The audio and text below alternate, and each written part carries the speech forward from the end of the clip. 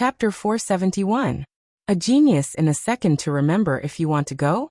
On the web, we provide you with wonderful novels to read. The next day, Roland walked into the office, humming a tune, and found Vendi already waiting in the room. What's the matter? He stepped over the messy books on the floor and poured her a cup of tea. Congratulations, there's another witch in town. She smiled and told him what had happened in the past few days. If you need, I can inform Summer to go to the castle at any time. The first witch to awaken in his territory.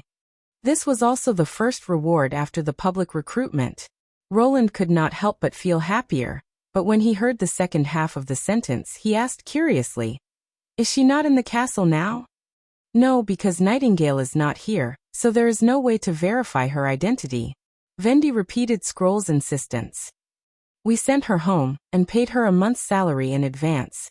That's not a bad decision." Roland nodded. "Let her come over to sign the contract in the afternoon." "Yes," Wendy answered. She looked like she wanted to say something but hesitated. "What's the matter? Aren't you angry about those people's opinions of you and the Witch Union, and—" She was silent for a moment, then said through gritted teeth, "And my ability may not be suitable to manage the Union. Scroll is more experienced and mature than I am, so I think it's better for her to manage it." "I guess you also mentioned this to Scroll?" Roland asked with great interest. "And she thought you were the most suitable candidate?" "Ah, it seems so." He exhaled. "And I feel the same as her. Management skills and methods can be mastered through practice, but it's difficult to change one's own character. Haven't you noticed? Apart from Maggie, you're the most popular witch among all of us. Besides, Scroll mainly works in the Ministry of Education, and will become busier in the future, so she won't have much time to communicate with the new witches. This is also your strength, so have more confidence in yourself. I'm very good at judging people." Without waiting for Vendi to reply, the prince continued. "As for the foreign subjects' misconceptions about the Witch Union, it was my negligence. I never thought that this body— No, my previous reputation would spread throughout the entire kingdom." He thought for a while. "If we want to change this perception as soon as possible, apart from increasing publicity, I think it's better to let the organization operate independently as soon as possible." "Operate independently?" "Yes, turn it into an independent department like City Hall." Roland had also considered this problem before. Currently, there were only a dozen or so witches in the Alliance, which he could still cope with. However, if the Alliance expanded to hundreds of witches in the future, or even thousands of witches like the Holy City Tequila, it was obviously impossible for him to arrange jobs one by one. They needed to establish a functional system that could operate on its own to deal with the witches' employment arrangements, and Roland himself would only provide guidance on the use of their abilities and the direction of their evolution. After explaining his idea to Roland, Vendi hesitated and said, "But there are hundreds of people in City Hall, while we only have a dozen sisters, most of whom have their own things to do. Moreover, what does this have to do with changing the opinion of the subjects? Rumors are the same as fear, they both come from the unknown. The reason the town's residents can accept witches is because they have experienced the benefits brought by Nana and Lily up close." Roland laughed. "If we can let ordinary people join the Witch Union, we can not only solve the problem of the Union's lack of manpower, but also let them have a deeper understanding of the organization. The spontaneous publicity of the people will undoubtedly be more effective in changing the outsiders' misunderstanding of witches, and the content of your work, as well as your important contributions to the town, will also be widely known. Just like in the Academy of Sciences, not all scientists, the daily chores, administrative receptions, research arrangements, and other trivial matters required the participation of a large number of ordinary people. If he wanted to let the witches be accepted by all the people, the most important thing was to understand each other. Putting witches in various industries and letting ordinary people participate in the witches' work were the same." "I see." Vendi nodded. "This is indeed a good idea. But how do we determine the candidates? Since it's an independent operation, of course you have to recruit and select your own people." Roland touched his chin and said, "You can ask Countess Spear about this. She should be very good at how to build an organization with witches as the core. But now the number of people in the union is still small, so you can first recruit an assistant or a civil servant to practice. After the months of demons, I will also build a new building next to the city hall as a dedicated office for the union. There was still the second half of what he wanted to say. Since it was the witch union, it could not only govern the witches of the western region or Grey Castle in the future. If he could build a framework, it could also play a role in quickly integrating the witch organizations of other kingdoms in the future. I understand. Vendi took a deep breath. If you decide to give this task to me, I will try my best. After Vendi left, Roland continued to tidy up the books that he had not finished yesterday.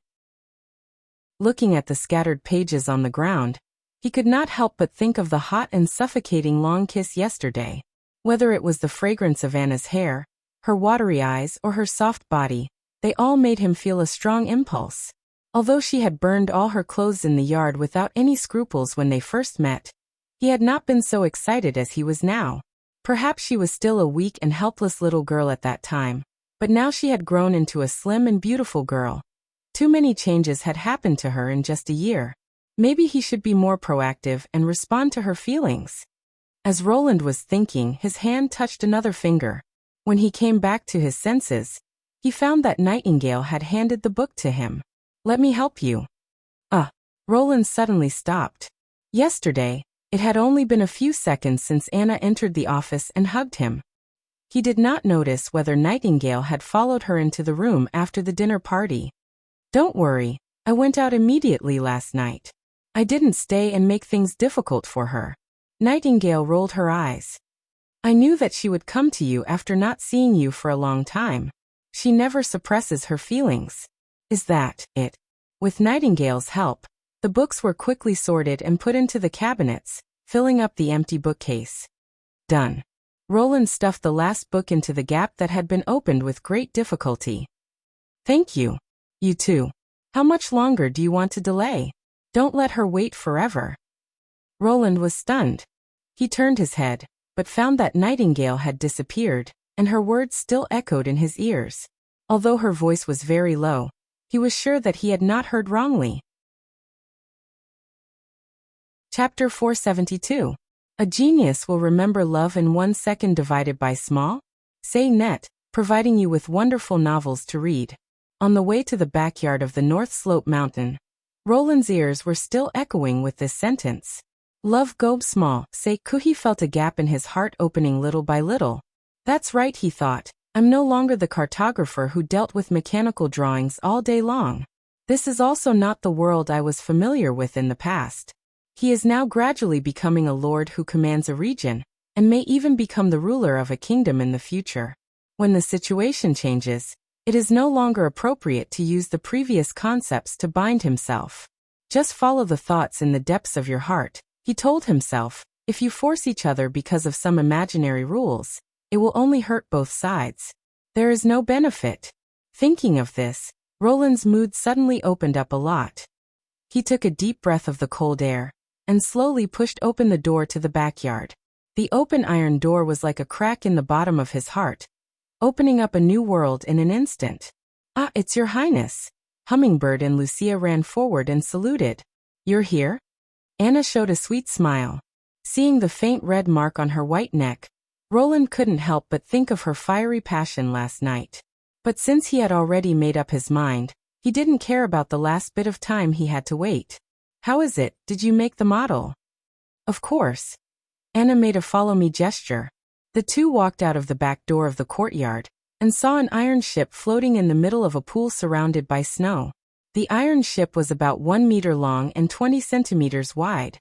It was much more slender compared to those crude cement ships. The bow of the ship was clearly shaped like a shuttle, and the rear end was flat. The most special thing was that the bottom of the ship was covered with crisscrossing support bars, looking like countless square lattices joined together.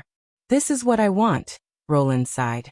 Compared to the reinforced concrete stone ship, the pure steel ship had a unique and delicate feeling, especially when matched with the dense crisscrossing beams. It was simply like a work of art.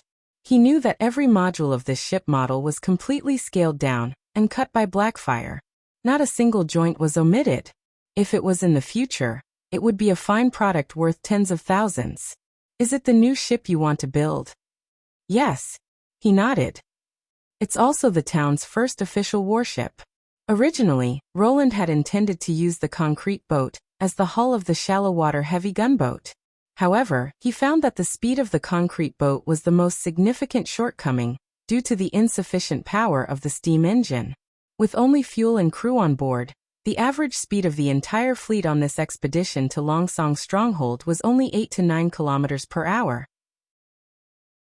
If a 152 mm Longsong Stronghold cannon was installed on the boat, as well as the necessary ammunition and other combat weapons, the speed was likely to drop below 5 kilometers per hour. In terms of knots, it was impossible to guarantee a speed of 3 knots. The reason was that concrete was too heavy. It didn't matter if it was used for transportation, but as a warship, it was naturally better to be lighter. If there was a serious shortage of steel 2 months ago, he would have had to accept it no matter how slow it was. However, with the production of the Star of Steel, the current steel reserves were enough for him to build a real iron-armored warship. In terms of structure, Roland chose the simplest modular assembly method, which was to weld pieces of steel plates together with horizontal beams to form a large hollow box structure. Then he put together many flat boxes to form the bottom plate of the hull. This building method did not require a keel, and had nothing to do with the classical method. In addition, the enemy did not threaten his own cannons at all, so he did not need to worry about defense. The sides of the ship were almost made of thin iron sheets, which minimized the cost and weight. As for the power part, Roland decided to invest in the new ship with the propeller technology instead of the paddle wheel drive of the concrete boat. The power unit was still a steam engine, which drove 2 propellers with rotating gears. However, in the design plan that he gave to Anna, he left room for modification of the triple expansion steam engine. He planned to modify it into a new steam engine that was more suitable for ships in the future. Back in the yard, Anna began to cut the first steel plate. The black fire was like the most precise ruler in her hand. As it flew up and down, a thick piece of steel that was 1 meter square was instantly cut into 7 or 8 thin plates as if she was peeling a potato. The thickness of each plate was exactly 5 millimeters, no more and no less. The next step was welding. Hummingbird put the lightened steel beam between 2 plates, and Anna's black fire turned into thin filaments that could not be seen with the naked eye and penetrated the bottom of the beam. Like a suture, she tied the 3 plates together and increased the temperature at the same time. Unlike the initial open flame welding, this heating from the inside to the outside allowed the flowing molten steel to completely fill the gaps between the plates. When the 3 plates were completely joined together, the longitudinal beam had slightly sunk by about 1 millimeter, which was proof that the bottom of the beam had melted and filled the gap between the 2 plates. A staggered cross-shaped longitudinal beam could connect 4 plates, and more cross-shaped beams could form a hollow box unit. These units would be lightened by Hummingbird and transported to the Redwater River, where the final assembly process would be completed in the shipyard. Roland's eyes were fixed on the busy figure of Anna. The girl's long flaxen hair swayed back and forth as she cut, like a dancing elf in the pure white snow. In the afternoon, Roland met the newly awakened witch Summer. Since she could appear in the office, it meant that she had passed the examination of Nightingale. As for her special ability, Wendy had already recorded it very clearly, so Roland didn't do any more tests. Instead, he directly placed the contract in front of her. Summer held the pen stiffly for a while before she said with a red face, "I can't write." "It doesn't matter." Roland smiled and said, "You can just press your fingerprint." She carefully pressed her ink-stained thumb to the end of the parchment and asked, "That's all?" "Yes." Roland put away the contract and said, "I've learned about your situation from Wendy, so even if you sign the contract, you don't have to live in the castle. You just need to come here every day to practice your ability and attend classes. Wendy should have told you about the characteristics of magic power these days, right?" "Yes, Your Highness." Hearing that she did not have to stay in the castle, Summer immediately relaxed and said, "Lady Wendy said that if I don't release the magic power I've accumulated every day, my life will be in danger on the day of awakening." "Yes, so you have to practice well." I think she'll slowly teach you the relationship between the precise control of magic power and the corresponding ability. Roland did not correct her honorifics. It was not a bad thing for a beginner to be respectful. If there's anything you don't understand, you can ask any member of the Witch Union. I understand, Your Highness. She lowered her head and said, But, is this ability useless? I once asked Lady Vendi this question, but she said only Your Highness knows the answer. Of course not. Roland smiled and said, Your ability is only possessed by a famous detective. It's invincible when it comes to fighting crime. Famous detective? Summer was confused. Chapter 473. Genius in a Second to Remember Love?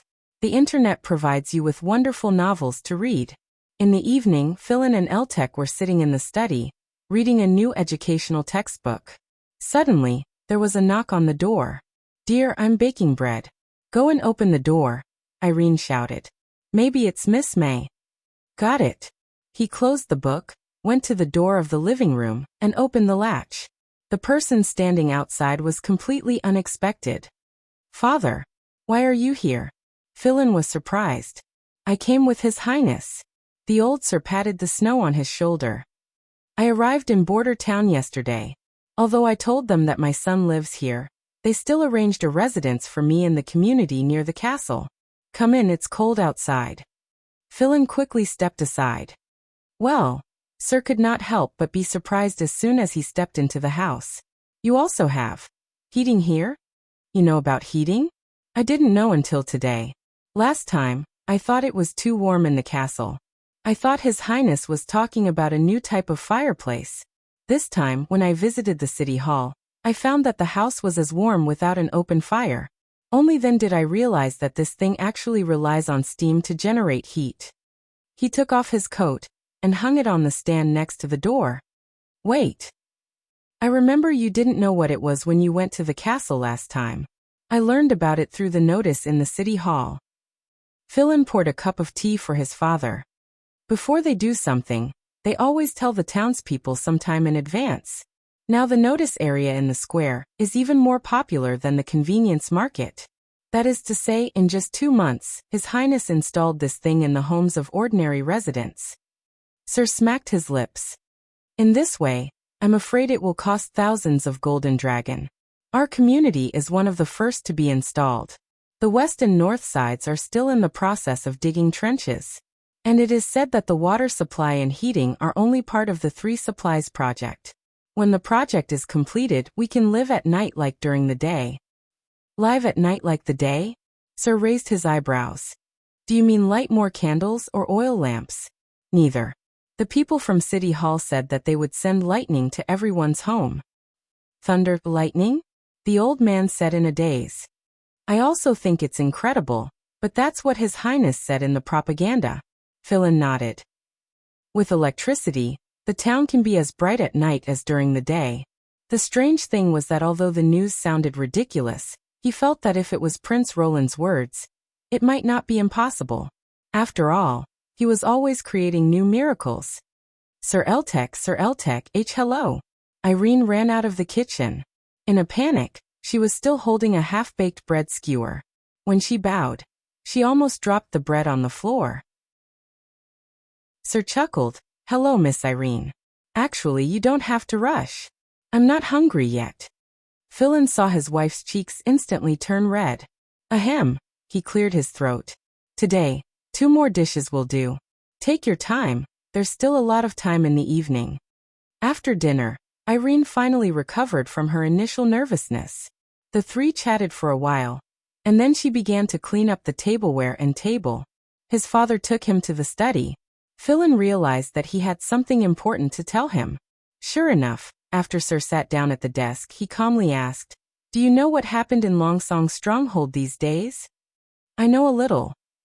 Philin organized his words and said, I heard that there was a rebellion in the 4 families. His Highness left Longsong's stronghold to quell the rebellion. It was publicized on the bulletin board. City Hall even said such things? Sir was startled, and then he gave a general account of what had happened. Although I also sent someone to pass on the news to His Highness, I didn't expect him to come so quickly. You should be able to guess the result. The 4 great families couldn't even withstand a single blow from His Highness's troops. The Maple Leaf family, the Wolf family, and the Wild Rose family were completely annihilated, leaving behind only the dying Elk family. What? Philin was greatly surprised. Father, could it be that you? Of course it wasn't me, the old man sighed. I'm already old, and I don't want to get involved in such dangerous things. But your brother is different. He is eager to get more achievements than you, to prove his excellence as an heir.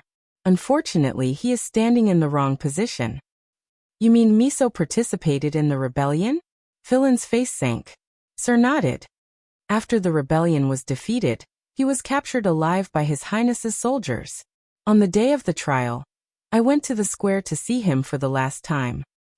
Philin closed his eyes. Although he had become a household name, the celebrity knight, and Miso had been targeting him everywhere, he was still his brother after all, and it still made him feel quite uncomfortable that he had ended up in such a situation. Because his hands were not stained with blood, and because he surrendered actively, he was sentenced to 10 years of labor. Now he should be in the North Slope mine.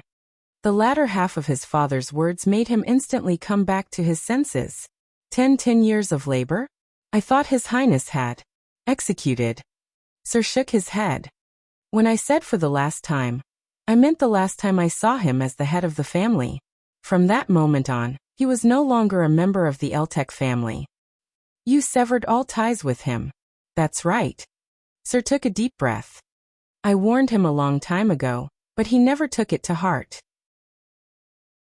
This kind of person, who treats the future of the family as a child's game and gambles with the fate of all his family members, is not a suitable candidate to inherit the family.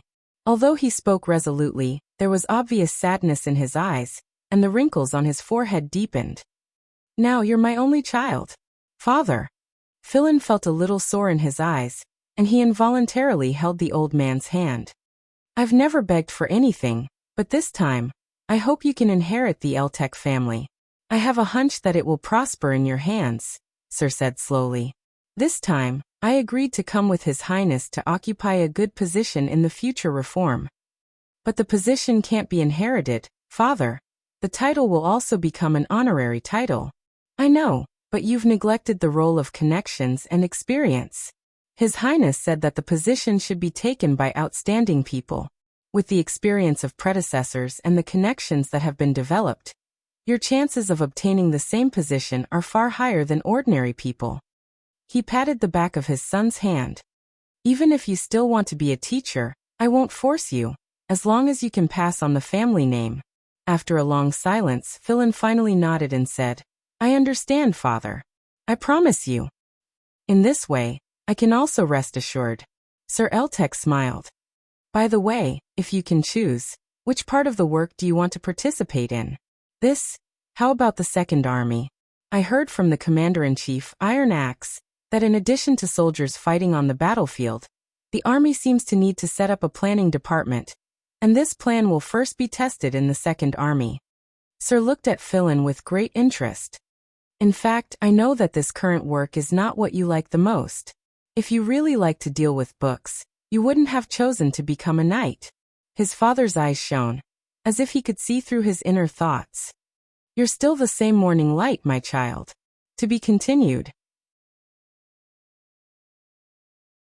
Chapter 474. Clothes, shoes, mugs, spoons, forks. May counted with her fingers. Is there anything else we need to bring? The floor was littered with daily necessities, ranging from large water bottles to small wooden bowls. The bedding is the most important thing, Irene said thoughtfully. It's best to bring a set of pillows, bedding, and sheets. Hearing this, Rosia and Gate smiled strangely at the same time, but a cold glance from May immediately made them expressionless. We don't need any of those things. Carter said he'll buy a new set in the market. It's said to be the treasures of the 4 great families, found in the basement of their mansions. Well, they must be made of the best silk, Irene said enviously. I heard that there's a tailor shop in King's City that sells clothes and fabrics made of pure silk. Only the great nobles and rich merchants can afford it. If it's the collections of the 4 great families, it must be about the same. Well, something like that. May pretended to be indifferent. He seemed to have said that a set needs 5 golden dragon. Hiss. The three of them gasped. Five golden dragon. My God, Wuxia said in astonishment. That's almost equivalent to 2 years of my salary. Can you compare to the star of the Western region? Gate knocked her on the head. Miss May is a celebrity who has performed in King's City. As for Sir Carter, he's His Royal Highness Chief Knight. No matter how you look at it, we can't reach him. That's great, Sister May. Irene's eyes sparkled. I really envy you. May knew that only her envy was pure. From the beginning, it was this transparent feeling that attracted the light of Dawn's gaze. She also found it strange that a girl who grew up in the theater could develop such a character. Although she had already let go of this relationship, she still felt a little happy when she saw Irene's sincere envy. When you become famous, you can buy it for yourself. If you perform in the capital, your salary will be several golden dragon coins, not to mention the rewards from the nobles after the performance. But I don't know how long it will take for my acting skills to reach your level, Irene said, curling her lips. Looks like the house is very lively. Are you guys rehearsing? The door was suddenly pushed open, and a handsome man appeared at the door. Did I come at the wrong time? Master Carter. Gate and Wuxia immediately bowed. Greetings, Lord Knight. Irene tilted her head and smiled. We were discussing what supplies Sister May should bring to your residence. We were just talking about you. Really? What did you say about me? Carter asked curiously, scratching the back of his head. Nothing at all. May glared at him. This guy was always like this. It was fine when he did not speak, but once he did, he would destroy her perfect temperament of a superior. Why did you suddenly come here? It's not a holiday today, is it? Don't worry. I got special permission from His Royal Highness, and I brought a gift. A gift? May glanced at everyone, and Gate immediately understood. Miss May, I just remembered that I have something to do. When you decide on your luggage, you can call me at any time. Me too. Some clothes have been left in the bucket for a few days. Wuxia also bowed and left. When she left, she also took Irene with her. I'm fine. Wait. I want to see Sister May's gift. As the voices faded away, May exhaled, locked the door, and turned to Chief Knight. What gift? Is it another new thing developed by His Royal Highness? Carter looked around and asked, Your father? He's working. Do you think everyone is as free as you? May said grumpily. After fetching his father from the fortress, he thought that it would take a long time for him to familiarize himself with the new living environment. Little did he expect that in just a week, he would find a job at the city hall sorting out documents. He couldn't even stop him. Now he was an official clerk in the Ministry of Construction. I'm also very busy. Carter spread out his hands. A capable man in the Ministry of Justice was transferred to Longsong Stronghold by His Royal Highness. Now all the things in Border Town fall on my head. Not only do I have to interrogate spies and check the population, but I also have to catch potential criminals. I'm so busy that I almost don't have time for 3 meals a day. You don't know, some criminals are very cruel. They're not natives of the Western region, but bandits who have mixed in with the refugees. Now that life is a little better, they can't help but attack other refugees. But don't worry, these people are basically only active in the temporary residential area in the west. They won't easily enter the inner city, and once they commit a crime, they won't be able to escape my pursuit. May could not help but laugh when she saw Carter's explanation. Well, I got it. So Sir Knight, who maintains order and peace in Border Town, would you like to have lunch here and have a glass of wine before you leave? Although I'd like to, I'm afraid I don't have enough time. Carter put down the package in his hands. Try this dress on and see if it fits. I specially asked His Royal Highness to design it. His Royal Highness? May was slightly stunned. Yes, when I reported our wedding date to His Royal Highness, he mentioned that there's a dress that's particularly suitable for the wedding, but it's very troublesome to make. I begged His Royal Highness for a long time, and even bribed Miss Soroya with ice cream bread to make it. As the cloth was removed layer by layer, A touch of pure white was reflected in May's eyes. When the knight spread the dress in front of him, she suddenly felt her heart tremble. It was a simple and gorgeous dress, simple, because it was not inlaid with any jewels or gold, and was completely made up of layers of white gauze, gorgeous, because its lines were extremely exaggerated. The tight waist and the open skirt below formed a strong contrast, and the layers and layers of wavy stripes on the skirt reflected the craftsmanship to the extreme. The upper part of the dress still showed the outline of a banquet evening dress, but with the addition of the gorgeous skirt, she could imagine that any woman, whether they were nobles or not, would immediately be fascinated by this dress. May gently took the snow-white dress, which was as light as fine gauze, and turned back to the bedroom to put it on. When she returned to the living room again, Carter's eyes widened. "Oh my God, you are so beautiful." "Really?" A rare blush appeared on her face. Even without a mirror, she could guess how she looked at the moment. The stunned chief knight was the best proof. May walked to Carter's side and gently kissed him on the cheek. "Thank you for your gift, I like it very much." The knight, who came back to his senses, did not answer, but stretched out his arms and pulled her into his embrace. Looking at his face that was gradually approaching, May closed her eyes. Chapter 475. After 2 weeks of study and exploration, at the end of the first month of spring of the new year, City Hall Director Barov, at the request of His Royal Highness, held the first City Hall General Conference in the Castle Reception Hall. In addition to the heads of the departments of the first General Conference, this conference also included some nobles of Stronghold, and the number of participants reached 65. The learning process itself was a test. After Barov took charge of the City Hall for a year, it was easy for him to distinguish which nobles were suitable for this kind of work, and which nobles were not worth training. Therefore, nearly half of the nobles were excluded from this test. According to His Royal Highness, he had given these small nobles a chance to catch the express train.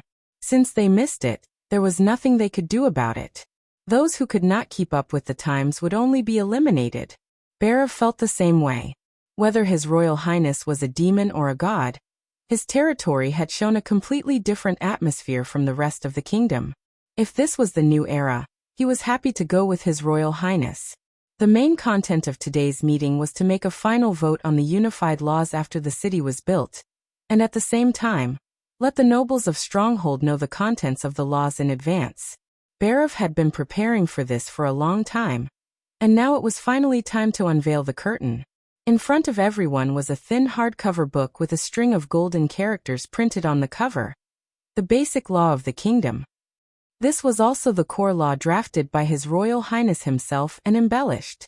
Just from the name, it was obvious that His Royal Highness had a big plan, and he also believed that His Royal Highness's power should not only be effective in the Western region. Let's begin. His Royal Highness Roland, who was sitting at the head of the long table, nodded. Yes. Barov cleared his throat. I think everyone in the City Hall already knows that a new city is about to be built in the Western region. The law in front of you is the general law that will be implemented in His Royal Highness's territory after the construction. You can read it yourself or listen to my presentation. If you have any questions, you can ask His Royal Highness on the spot. There was a rustling sound of the book being turned. He also opened the thick cover, revealing the first page written on fine parchment. The first content you will see is the general outline, which mentions the structure and system of the new territory. The first rule: all the territories under the rule of Roland Wimbledon belong to Roland Wimbledon. Second, the City Hall is the highest authority in the territory. Under the leadership of Roland Wimbledon, it handles all matters related to the governance of the territory. Thirdly, the population of the territory can be promoted to an official citizen through many ways. City Hall should maintain at least 3 promotion methods. Rule 4. After becoming an official citizen, there will no longer be the distinction of free people, farm laborers, servants, and slaves. There will also be no distinction between men and women. The citizens were protected by the law and had all the security and benefits of the territory. They also had the obligation to pay taxes, serve in the army, and defend against the enemy. Rule 5. Nobles are also official citizens. Their titles of nobility no longer have the corresponding power, but they can be inherited as an honorary title. Article 6. Roland Wimbledon shall protect the personal safety and legal property of citizens, and shall not infringe upon them. Article 7. Citizens shall have the right to education, the right to choose their jobs, and the right to marry. Article 8. The territory encourages lawful commercial conduct and free trade. The 9th rule. Bhairav stroked the pages of the book and read down one by one. The laws made by the nobles rarely involved the people. Even the free people in the city, in the eyes of the great nobles, were just objects to be exploited and conscripted. It was rare for His Royal Highness to repeatedly mention the people under his rule in the system. Perhaps he really believed that only by relying on the power of the people could they fight against the coming doomsday war. Bhairav did not care whether His Royal Highness relied on the nobles or the people. He only wanted to do as much as possible to complete the tasks given by His Royal Highness, so that he could hold the power tightly in his hands. When he was in King's City, he was transferred from the Astrologer Association to the Minister of Finance as an assistant. He thought that he would soon be able to set foot on the top of the Grey Castle Kingdom. He did not expect that he would have to wait for more than 10 years. His excited mood gradually became numb and desolate. The reason why he agreed to the request of Wimbledon III to follow Prince Roland to Border Town, in addition to an illusory promise, was also because of his feelings of hopelessness. But he did not expect that today he would realize his expectations in another way. Bhairav had never seen a real demon, but he knew the strength of the armored knight. His Royal Highness could easily deal with them, so naturally, he could also wipe out the resistance forces of the whole kingdom. Sooner or later, His Royal Highness would be crowned king and rule the world, and he would also become the hand of the king with great power. At that time, if the Minister of Finance was still alive, what kind of expression would he have when he met him? Since most of the contents of the general outline had been publicized to the people in a relatively common way, the heads of the departments were not surprised. Only when it mentioned the prohibition of human trafficking and the abolition of slavery, which aroused the nobles who were listening to it, did not even raise any questions about the other provisions. As for the part about the reform of the nobles, these small nobles usually did not enjoy much of the benefits of the territory. Most of their territories were in desolate and uninhabited places, so naturally they did not care too much about the so-called enfeoffment and legal rights. In addition to the nearly 2 weeks of study, many nobles had already planned to sell their territory to City Hall, and then use the money to open a new mechanical processing plant or chemical plant in Longsong Stronghold. In this way, the expanded meeting continued from morning to afternoon, and in the middle of the banquet, the servants directly brought the food to the table, and everyone ate while reading. Bhairav's water cup was changed several times. Although his throat was sore, he still enjoyed it. Finally, the meeting entered the last topic, which was also the only provision in the basic law of the kingdom, that everyone had to discuss and decide. To determine the flag and name of the new city, the voices of everyone instantly became noisy. So Bhairav first asked everyone to make a name and the ideal image in their hearts, and then put them on the table for the participants to evaluate and decide the final answer. After several votes and eliminations, the flag and name of the new city were finally selected. The former was based on the emblem of the royal family of Grey Castle, and the image at the bottom was still a tower and a spear. Above the tower was a pentagonal star, and below the tower were 3 small stars. The big star represented Lord Roland Wimbledon, and the small stars represented City Hall, the First Army and the Witch Union. Chapter 476. 2 days after the general meeting, Iron Axe once again received the order to test a new weapon. Since the northwest side could be attacked by demonic beasts at any time, the new shooting range was set across the Redwater River. When Iron Axe arrived, the prince's guards had already surrounded the open space with hemp ropes and red flags, and set up sentry posts at both ends of the steel bridge to prohibit unauthorized personnel from passing through. Obviously, His Highness attached great importance to this weapon test. Iron Axe walked quickly in the snow of different depths. Looking at the friendly eyes of the guards, he could not help but think of the scene when he participated in the first gun test. At that time, he was just an unknown alien from the Sand Nation, and the people of Grey Castle always looked at him with suspicion and vigilance. Even though he had lived in the town for 5 years and impressed the hunters with his superb archery, no one would look at him outside the old district. He originally thought that he would live in seclusion in this barren land as a hunter, and either die of old age in bed, or die under the claws of demonic beasts or prey. He did not expect that His Highness, as a Sand Nation, would take a fancy to him and let him see the power of skyfire and thunder. The following changes were too fast for him to follow. From the establishment of the militia to fighting against demonic beasts to the establishment of the First Army in Border Town, he became the commander-in-chief of the First Army from the captain of the hunter team. What was even more surprising was that because of His Highness' attitude towards witches, he once again met the heir of the Osha clan, Lady Drow Silvermoon in Border Town, which made up for the biggest regret of his life. For this trust and appreciation, as well as the compensation for his fate, Iron Axe had long vowed to dedicate everything to his new master. Approaching the center of the testing ground, Iron Axe saw His Highness Roland. To his slight surprise, in addition to His Highness and the Chief Knight, there were also several sleeping island witches. "Your Highness," Iron Axe reporting for duty. He stepped forward and saluted the prince. The latter nodded and said, "Now that everyone is here, we can start." He handed the 2 spears to Iron Axe and Carter. "This is one of my newly developed weapons. It's still in the prototype stage, and the quantity is limited. Let's take turns to try it." Iron Axe carefully looked at the new gun in his hand. It looked very similar to a revolving rifle. The only difference was that the new gun did not have a cartridge. He was stunned. Could it be that this gun was like the earliest flintlock that needed to be loaded from the front of the barrel? "It's called a bolt rifle," His Royal Highness quickly explained. "The bullets use the latest smokeless double-base propellant, and the caliber is 8 millimeters. Although it's smaller than the 10 millimeters revolving rifle, it's more powerful." He flipped the gun over.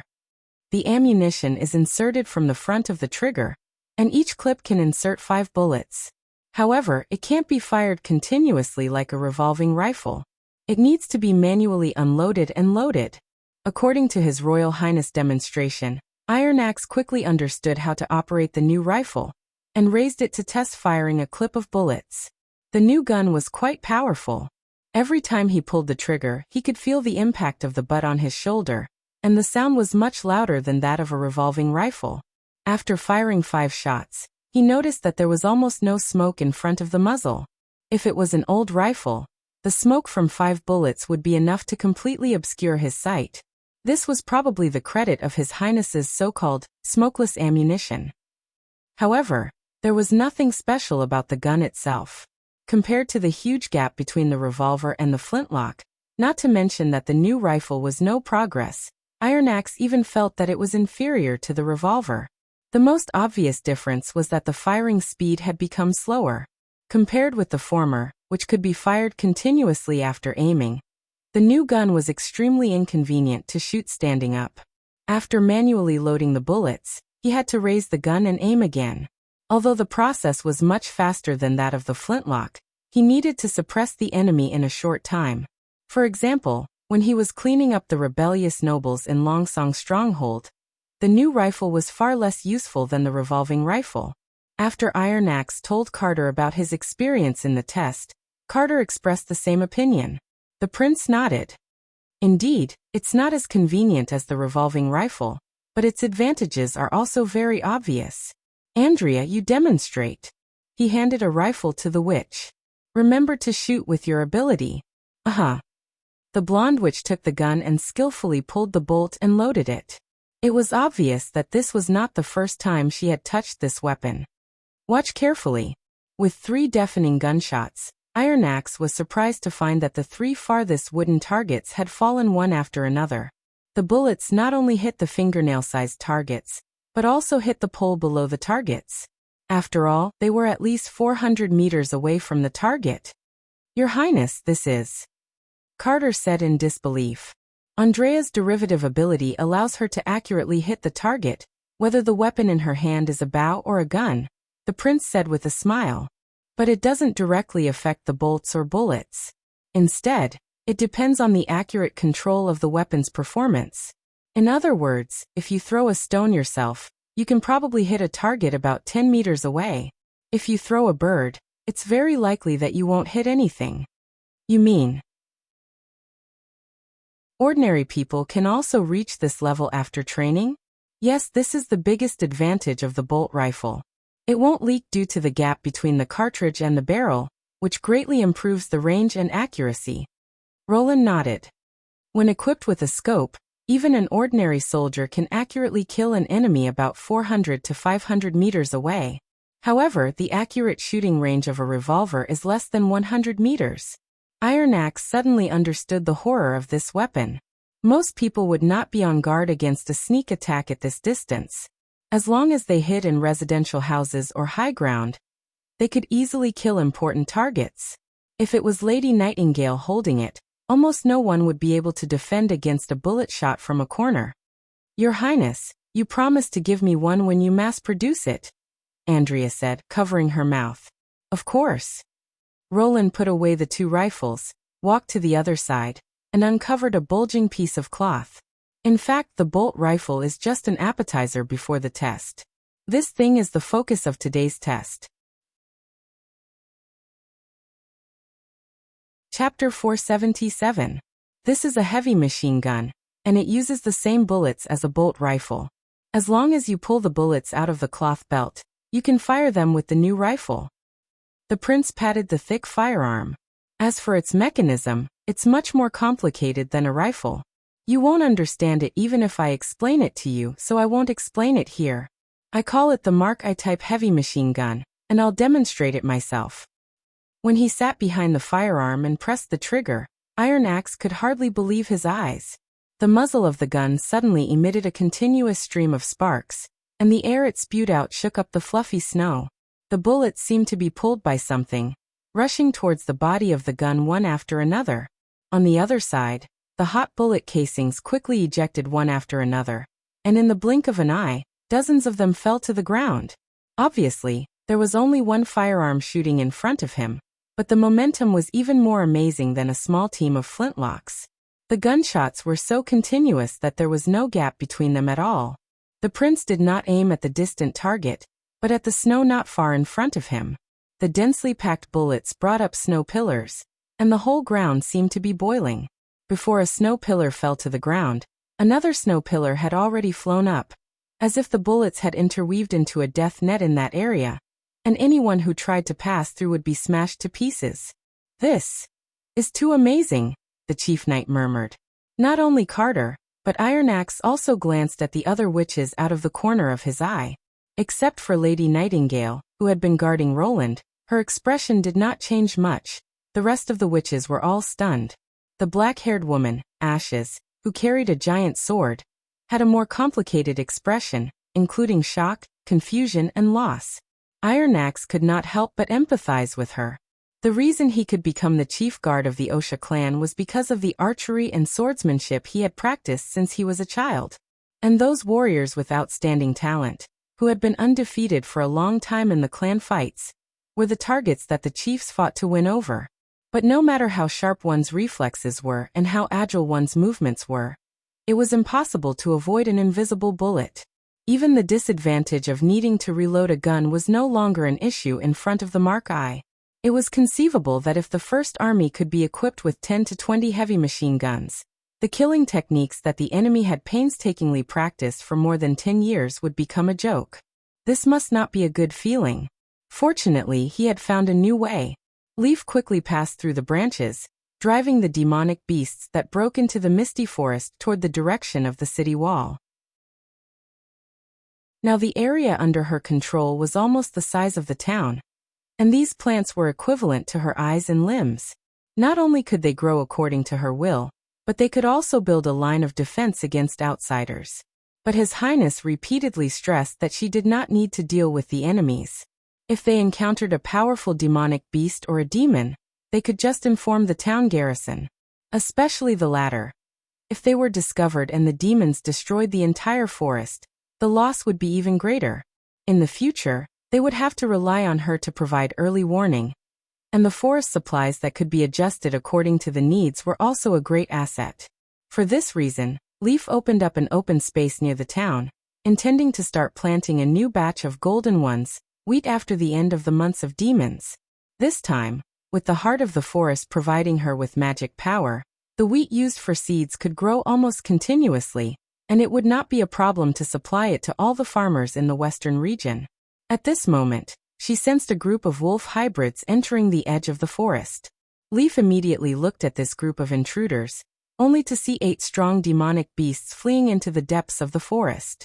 Just as she was about to use the flying messenger to inform the first army and drive them back to the city wall, she suddenly noticed something wrong. They had completely lost their former ferocity, as if they were being driven by something, fleeing in a panic. The branches and vines that stretched out one after another could not stop them from running. Could it be? The demons are here again? Leaf frowned. Just as she was about to expand her scanning range, she felt a trace of warmth above her head. She raised her head abruptly and saw a few cracks in the cloudy sky, from which a golden luster drilled out and sprinkled on the white land of the western region. What should we do with this place? Tilly pointed to an equation in the book. Well, we should substitute formula 4 here to form a new equation, and then derive it to get the formula in the book. Anna quickly wrote down the derivation process on a piece of toilet paper. That's about it. I see. Tilly clapped her hands and said, if we take this variable, the result should be close to 1. You're amazing to be able to calculate this result in your mind, Anna exclaimed. Hee hee, Princess Tilly smiled embarrassedly. This is my ability. You're the one who's really amazing to be able to learn the new textbook he wrote so quickly. Anna revealed a soft smile, a smile that would only appear when she mentioned Roland Wimbledon. Every time this happened, Tilly couldn't help but sigh in her heart. Regardless of whether Roland was the previous 4th prince or not, to be able to make the simple and kind Anna like him so much, he couldn't possibly be an evil person. In fact, the more he spent time with Roland, the more he felt his unique charm.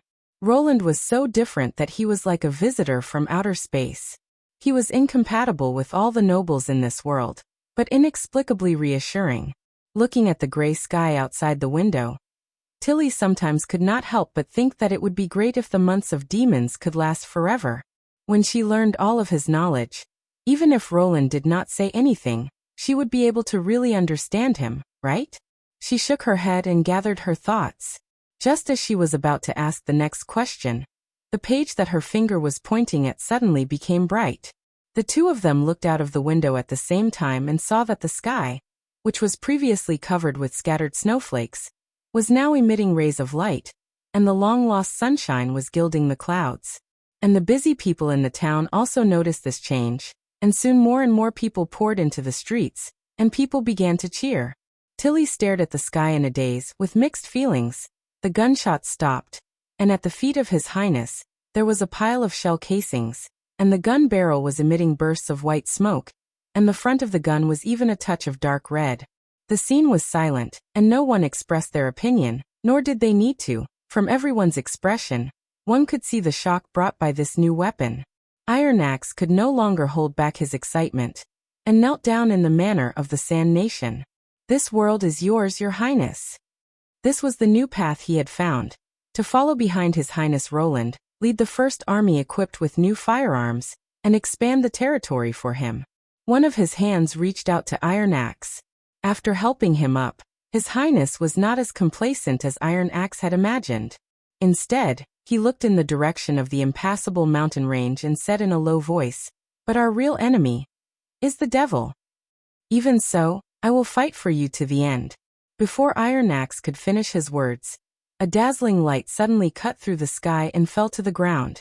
The witches behind him exclaimed, and Roland also looked up, revealing a smile. The light became more and more intense, and soon it became too bright to look at directly. The dark clouds quietly dissipated like snow in the face of a raging fire, and the sun once again appeared in front of everyone. Chapter 478. Before the sun rose, Kakuzum's door was being pounded loudly. He yawned and subconsciously reached for his coat.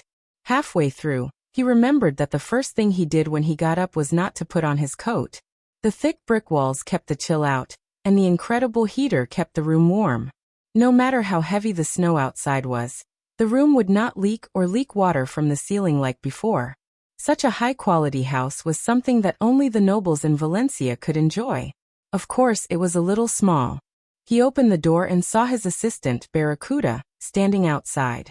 "Why haven't you gotten up yet? We have to hurry, Captain. If we're late, we won't be able to get a good seat."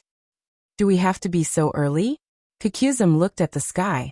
The first rays of dawn had just peeked through the clouds, and the soft morning light illuminated a small corner of the sky. "Of course.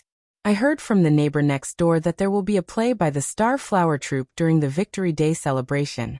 If we're late, I'm afraid we won't even be able to enter the square." "All right, wait for me."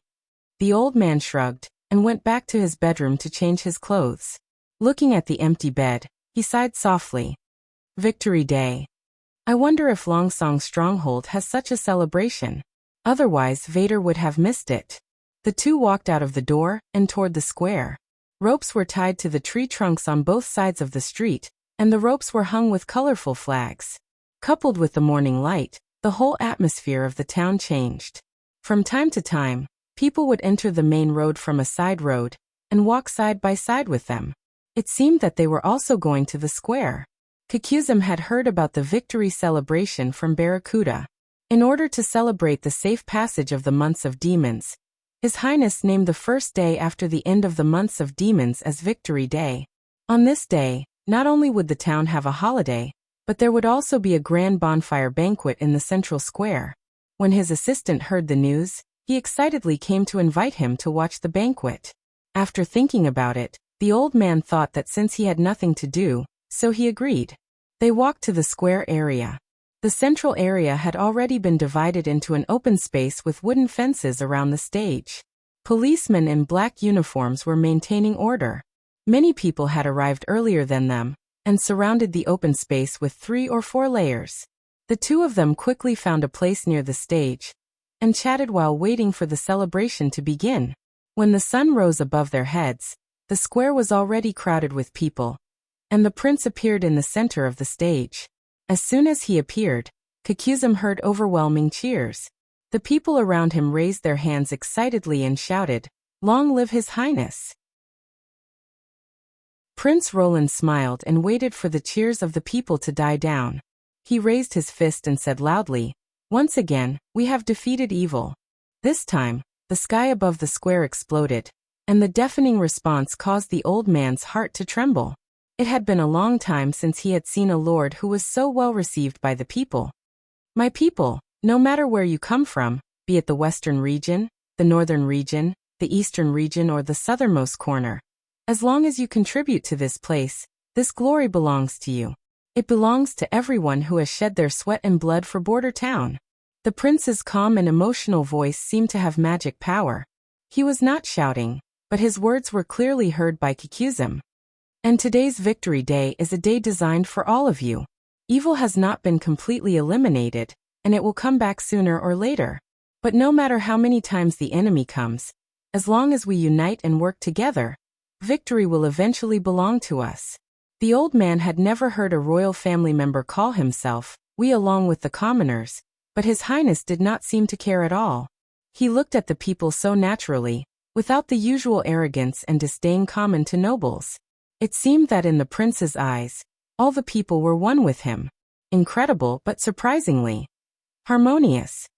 Now, let us cheer to our heart's content and raise our glasses to celebrate this hard-won victory. Long live His Highness! Long live victory! Cheers rang through the square. Everyone raised their right hands to show their respect to His Highness, including Kikuzum. "This is the lord I should be loyal to," Barracuda said excitedly, patting his chest. Next, it was the Starflower Troupe's turn to perform. Many people whistled excitedly. "I haven't seen their performance for a long time. Lady Irene is still so beautiful. But compared to May, she lacks a certain charm. It's time to call her Lady May. Don't you know that she's going to marry Knight Shi? Even His Highness has sent her a gift." Hearing the discussions around him, Barracuda could not help but ask curiously, "The troupe's name is either the same as the theater or the same as the place?" Why does the troop in Border Town have such a strange name? You're not from the Western region, are you? Someone immediately explained. Lady May and Lady Irene are both from the Longsong Theater. One is called the Star of the Western region, and the other is called the Flower of Tomorrow. Now that they're in Border Town, of course they're called the Starflower Troupe. Look, it's starting.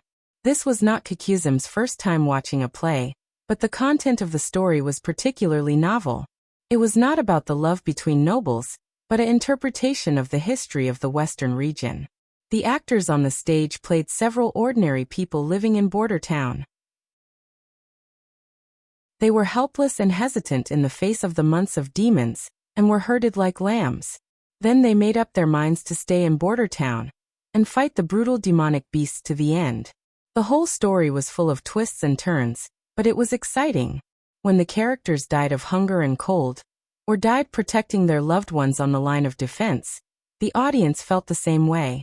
The old man quickly devoted himself to the play. Even the refugees who had just arrived in the Western region could feel the sacrifices and unremitting efforts of the people of Border Town. When the play came to an end with the day of victory, the square was filled with thunderous applause. What happened next stunned Kikuzum. He saw a woman with long flaxen hair cut the wooden platform into pieces with a black thread. She then used the pieces of wood to start a bonfire that soared into the sky. Not only were the onlookers not afraid, but they even shouted her name. Miss Anna! Miss Anna! As the whole sheep were roasted on the bonfire, the atmosphere reached its peak. The local people walked into the square in a strange dance, beginning the last part of the celebration. As long as the dance did not stop, the barbecue would continue until midnight. Captain, shall we go too? Barracuda swallowed and was eager to try. I'm old and can't dance anymore. Kikuzum shook his head. You go with them. Then. I'll go first. He stuck out his tongue. I'll bring you some barbecue when I get it. Watching the young man follow the crowd to the open space, the old man could not help but laugh. He had been hesitating about what name he should give his stone boat, which would be memorable and not cliché. Now he finally had an idea. Chapter 479. Just like a year ago, the feast in the castle belonged to the witches. Leaf turned the backyard, which had been expanded several times, into an open-air camp surrounded by olive trees. Around the blazing bonfire, everyone could see the bright stars in the night sky when they looked up. Compared with the last barbecue with only 5 witches, this one was much livelier. Not only were all the witches from the Witch Cooperation Association present, but also Maggie, Lucia, Agatha, Spear, Paper, and Summer. Together with the 7 witches from Sleeping Island, the total number of witches was 25. Plates of cut food and sauce were placed on the small table next to the bonfire for everyone to take. After clearing out the rebellious nobles' territory, the amount of meat and cloth in the warehouse had increased a lot. In addition, Evelyn's specially brewed low-alcohol fruit wine and Agatha's ice cream were also served on the table. While Lightning was enthusiastically demonstrating how to roast a chicken leg for the first time, Maggie had already stuffed the sizzling steak into her mouth. After following the little girl for a year in the mountains and forests, she could roast any food that could be eaten with ease. Like Maggie, her waist pocket was also stuffed with all kinds of seasonings. I think it's a waste of time. Agatha smeared honey on the cooked beef meatball in her hand. The demons are coming. Instead of seizing the time to prepare for the battle, we're enjoying a temporary victory here. When the enemies break through the city, gulp, everything will be over. Take your time. It's okay. Roland handed her a new string of wrapped beef meatballs. It was obvious that she liked this kind of meatball with gravy. It's more efficient to strike a balance between work and rest. Defeating the demons is not a matter of a day's leisure. Even if we fail, at least we can enjoy the beauty of life. Preposterous. Agatha rolled her eyes at him and took the meatball. After rolling it in a bowl of oil, she put it directly into the bonfire. With the protection of the frost ability, she could maintain the surface of the meatball at just the right temperature no matter how the fire roasted it. It could be seen that the cooling and nitrogen-making work had improved her control of magic power. On the other side, Summer, who had just joined the alliance, had never seen so much meat. Although she kept swallowing her saliva, her hands were hesitant. Fortunately, Vendi noticed her hesitation and pulled the newly awakened sister to her side, sharing the food she had baked with her and paper. On Sleeping Island, Ashes, Andrea, and Shavi were playing poker while waiting for their food to be roasted. In just a few months, the three of them had learned all the cards that Roland was familiar with. As long as the demonic beasts did not attack the town, Roland could always see them playing cards together in the castle hall. The other Sleeping Island witches, such as Candle, Evelyn, and Sylvie, had gotten along very well with the witches in the town. Seeing them talking happily with Leaf, Echo, Soroya, and the others, they were no different from a family. Looking at the warm scene in front of him, Roland felt quite gratified. After more than a year of hard work, the changes in the western region were emerging little by little. Whether it was the enthusiastic cheers of the people in the square during the day, or the happy smiles on the witches' faces now, they were all rewards for his efforts. This kind of reward was so sweet that he could not help but be intoxicated by it. When the bonfire gradually went out, it was also approaching midnight. Roland asked Nightingale and Ashes to escort Nana and Summer home respectively, while he went to the second floor of the castle and waited for Anna to appear. He decided to take the initiative to take this step instead of passively waiting or procrastinating.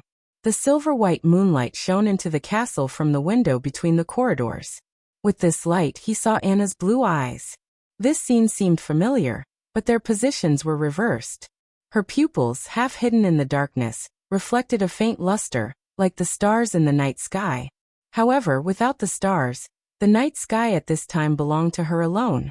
Roland did not speak, but stepped forward to take her hand and walked to the third floor.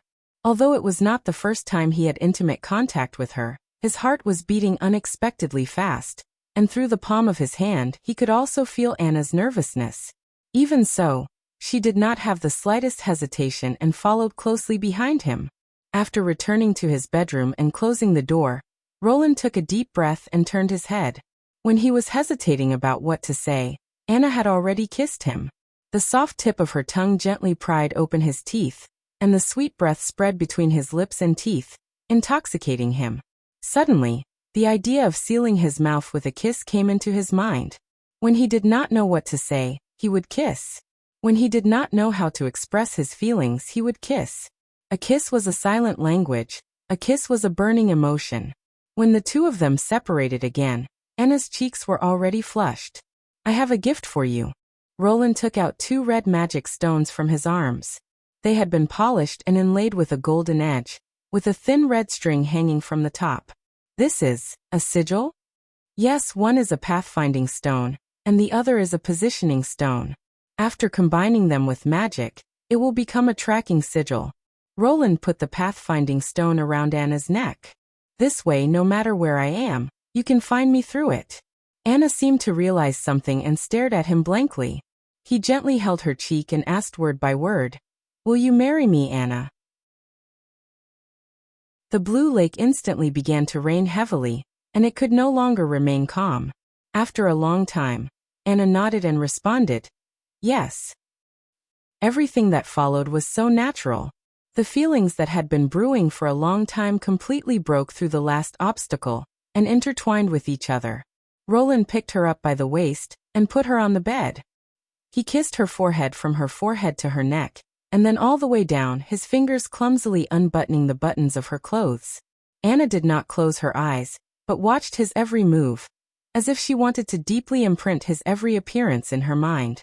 When the girl's white and delicate skin was completely exposed, Roland gently pulled her into his arms and covered her with a quilt. Without the obstruction of clothes, he could clearly feel her rhythmic heartbeat, as if it was about to jump out of her chest. This time, Anna whispered in Roland's ear, "What? I won't fall asleep again." Roland could not help but laugh out loud. This laughter also eased the tension between the two of them. He pinched Anna's nose. "Even if you fall asleep, I won't let you go tonight." As their lips moved closer again, the two finally became one, their mind and body fused into one. To be continued. Chapter 480. After that, Anna rested her head on Roland's arm and leaned against him like a cat. "Your Highness, it's so nice to meet you," she murmured softly after a long time. "Call me Roland." He slowly played with her long hair and smiled. "There are no outsiders here. I've never heard you call me by my name." "Roland. Good girl." He scratched Anna's ear and made her laugh. "Actually, I should be the one saying that. I would never have imagined that I would meet such an outstanding girl like you in the past. Not even in the palace. Nowhere." Roland shook his head slightly. "Sometimes when I think about it, I even feel that it's unreal." Anna was silent for a moment and leaned closer to him. "I'm right here. I won't go anywhere." This sentence instantly evoked his memories. He could not help but remember that she had said the same thing to him before. "Live like a normal person. I don't care. I just want to stay by your Highness's side. That's all. Are you dreaming? I'm not going anywhere." "Yes." Roland ran his hand down her silky hair and stroked her smooth back. "You're right here by my side." Love is so wonderful, he thought. It was a meaningless conversation, but it made his heart feel warm, as if it was about to melt. This time the silence was longer. When he thought that she had fallen asleep, Anna's voice rang in his ears again. "I'm a witch." "Yes. Sister Vendi told me that witches can't give birth," Anna whispered. "You'll encounter a lot of trouble in the future." "I'm not afraid of them," Roland replied firmly. "In fact, compared to the upcoming battle of divine will, all of this is nothing." Originally, he was still considering using the system to solve the problem of succession, but the information brought by Agatha completely changed his expectations. The war that would decide the fate of mankind was close at hand, and if the demons could not be defeated, all the kingdoms would be completely wiped out. Compared to that, the problem of succession was not worth caring about at all. Thinking of this, he paused. "Actually, I was a little worried before." "Worried about what?" "I was afraid that you would use this reason to reject me." "Why?" Anna was puzzled. "I want to be with you, no matter if I'm a witch or not." Roland couldn't help but chuckle when he heard her answer. "That's right, ever since I met Anna, she's always been like this. Straightforward, never beating around the bush, and she'd always express her thoughts to me. With her, there would never be a misunderstanding like in Korean dramas where, 'I'm doing this for your own good, but I'm not going to tell you.'" As they chatted, Roland felt energized again. Anna also noticed the change in him. She kissed his neck and climbed on top of him. The night was still long. The next day, Roland woke up exceptionally late. He only opened his eyes with a yawn when the sun climbed up to the top of the castle. Looking at his pillow, he couldn't help but be slightly startled. Anna was nowhere to be seen. Could it be that everything that happened last night was just a dream? He bent down and then breathed a sigh of relief. He saw a few strands of flaxen hair on the pillow and a faint fragrance coming from the side of the bedding. "What are you doing?" Anna's voice suddenly sounded above his head. Roland raised his head and suddenly felt embarrassed. It was really unsightly to sniff the pillow just now. "Ahem, I'm counting how many hairs you've lost." Why are you up?" "I went to bring you breakfast." She put the plate in her hand on the bedside table, and her actions looked a little unnatural. "When I woke up, I saw you sleeping soundly, so I didn't wake you." "Sorry," Roland said embarrassedly. "I should have prepared these for you." After tossing and turning several times last night, even a witch with an outstanding recovery ability would probably be quite uncomfortable at the moment. "What nonsense are you talking about?" Anna chuckled. "You're a prince." He shook his head and didn't say anything else. Instead, he pulled her into his arms. After hugging for a while, she patted Roland's back and said, "Well, since you're up, hurry up and eat your breakfast. We still have work to do today." "Don't you want to rest for a few more days?" "No," Anna said seriously. "We still have demons to deal with. Soroya and Miss Agatha are working so hard, I can't slack off." She smiled slightly. "You too, Roland." After kissing Anna goodbye, the prince went to his office with a light body. When he opened the door, he was surprised to see Tilly sitting at the table waiting for him. "Good morning." He nodded at her. "What's the matter? It's almost noon now." Tilly smiled. And you seem to have had a good dream. Did I? Zola couldn't help but touch the corner of her mouth. Of course, I'm smiling like a flower. She shrugged and then stopped smiling. I'm here to say goodbye to you. Roland was stunned. Goodbye? You're going back to Sleeping Island? I've been here for a long time. Although I've been in contact with the fjords by letter, I still have to go back. Now that the months of demons are over, I've accomplished the purpose of this trip. She got up and walked to the French window. Don't worry. Even across the sea, I'll fully support you in fighting against the church and demons. Can't you move to the western region? Roland made a final effort to persuade her to stay. There's a large piece of vacant land on the south bank of the Redwater River. It can accommodate all witches. We've already discussed this issue. Tilly sighed. It's not a matter of residence. It seems that she's made up her mind. Roland thought helplessly. Although this was a sign of political maturity and a strong sense of responsibility as a leader, it was not good news for him. Then wait for a week before you leave. I'll prepare something for the witches in the fjords. Oh, Tilly turned around. What is it? Books, courseware, and some exercises. He counted with his fingers. It can save you the trouble of copying and enhance the learning effect. In addition, bring a few revolvers. In case you encounter an enemy with a god's stone of retaliation. It can also play a role in self-defense. In addition, bring 2 steam engines. It'll be very convenient for pumping water for irrigation or for salt drying. I see. Tilly tilted her head. Thank you.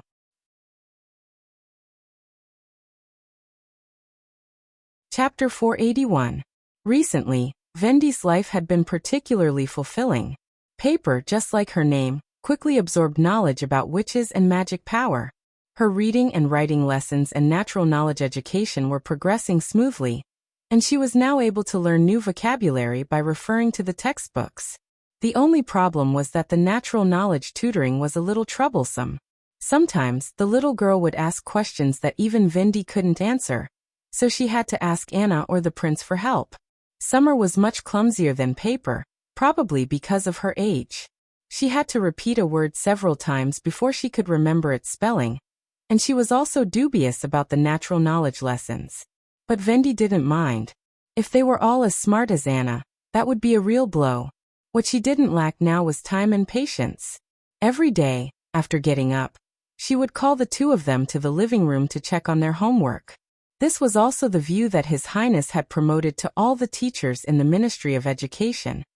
If you only learned without practice, you would soon forget. Only by practicing all the time could you remember. Vendi deeply agreed with this. The next step was to practice magic power. With this little bit of magic power, Paper could already help Agatha make acid or go to the shipyard to help harden cement. Therefore, Vendi mainly tutored the newcomer Summer. It was said that Summer would join the Security Bureau with Nightingale and help His Highness reconstruct crime scenes, so the most important thing was to accurately control the playback time. Fortunately, using magic power was as easy as breathing for witches. No matter how slow a person was, as long as they could feel the flow of magic power, they wouldn't be too bad. Vendi often used Maggie as an example to encourage Summer not to be discouraged by her low magic power. Even a pigeon could evolve, let alone a normal witch. Of course, she would secretly bring Maggie some honey-glazed barbecue as compensation. In the evening, it was the routine elementary education class.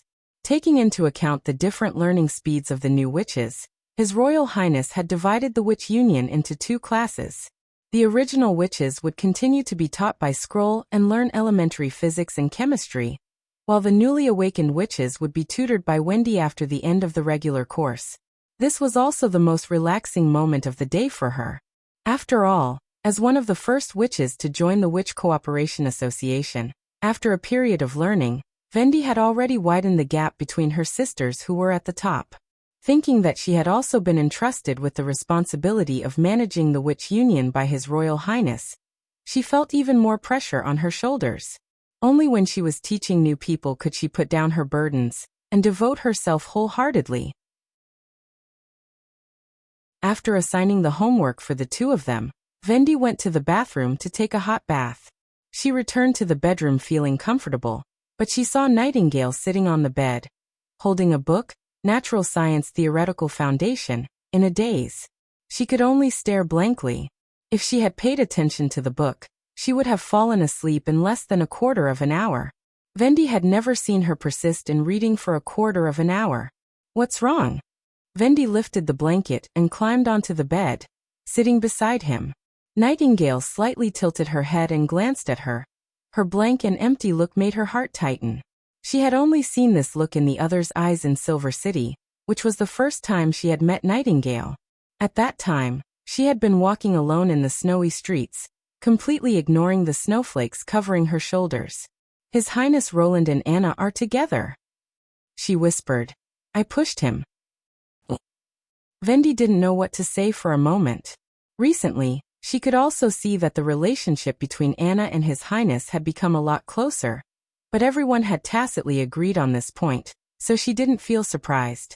As the first witch that His Highness had come into contact with, Anna was impeccable in all aspects. Except for her infertility, Scroll even thought that she was the most suitable person to become queen. But she didn't expect that this change was single-handedly brought about by Nightingale. I was clearly prepared, clearly knew that this was the inevitable result, but when I saw them together, why do I still feel so uncomfortable? Nightingale tightly grasped Vendi's hand. I've already made up my mind. Looking at the other's appearance, Vendi's heart also felt uncomfortable. The biggest impression that Nightingale had given her was that she was strong. Whether it was in Silver City, when she had imprisoned her distant relatives, or when she had fought against the church in the Witch Cooperation Association, no matter what kind of predicament she had fallen into, she had always been able to calmly face the battle, even in the face of the aggressive Kara. She had never shown any fear, but in the face of love, she had once again become a helpless child. And on this point, she was powerless to help her. Because there was no right or wrong in love itself. Vendi had no choice but to hold her in her arms, gently patting her on the shoulder.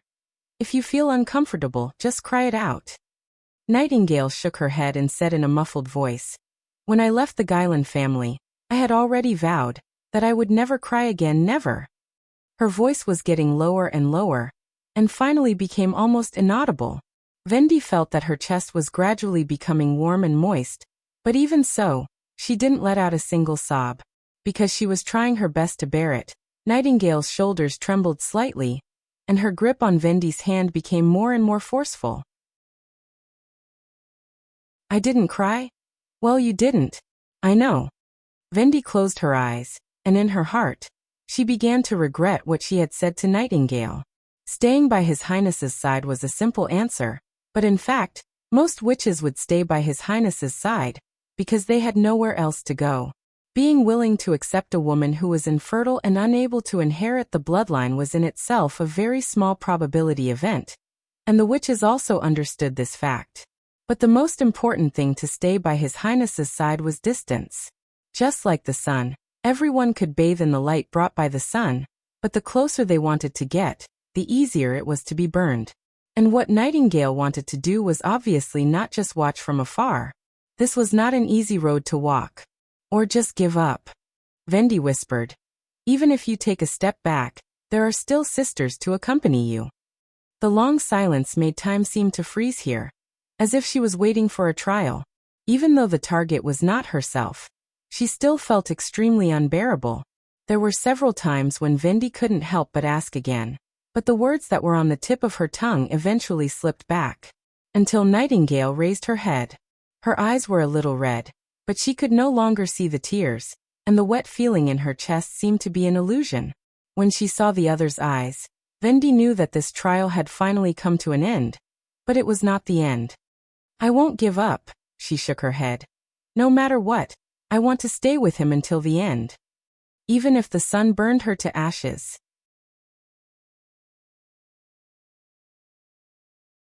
Chapter 482. 3 days later, the wedding of Chief Knight Carter Lannis and the Star of the Western Region, May, was held in the castle garden. In addition to the families of both parties, all members of the Starflower Troop, City Hall, and the Witch Union attended the wedding. In this era, marriage ceremonies were generally performed by the church. Royal and noble weddings were witnessed by regional bishops, and then ordinary nobles and wealthy businessmen would invite priests or officiants to give their blessings according to their status and wealth. Commoners, on the other hand, had to go to the church themselves and pay several silver royals for the priest to officiate their wedding.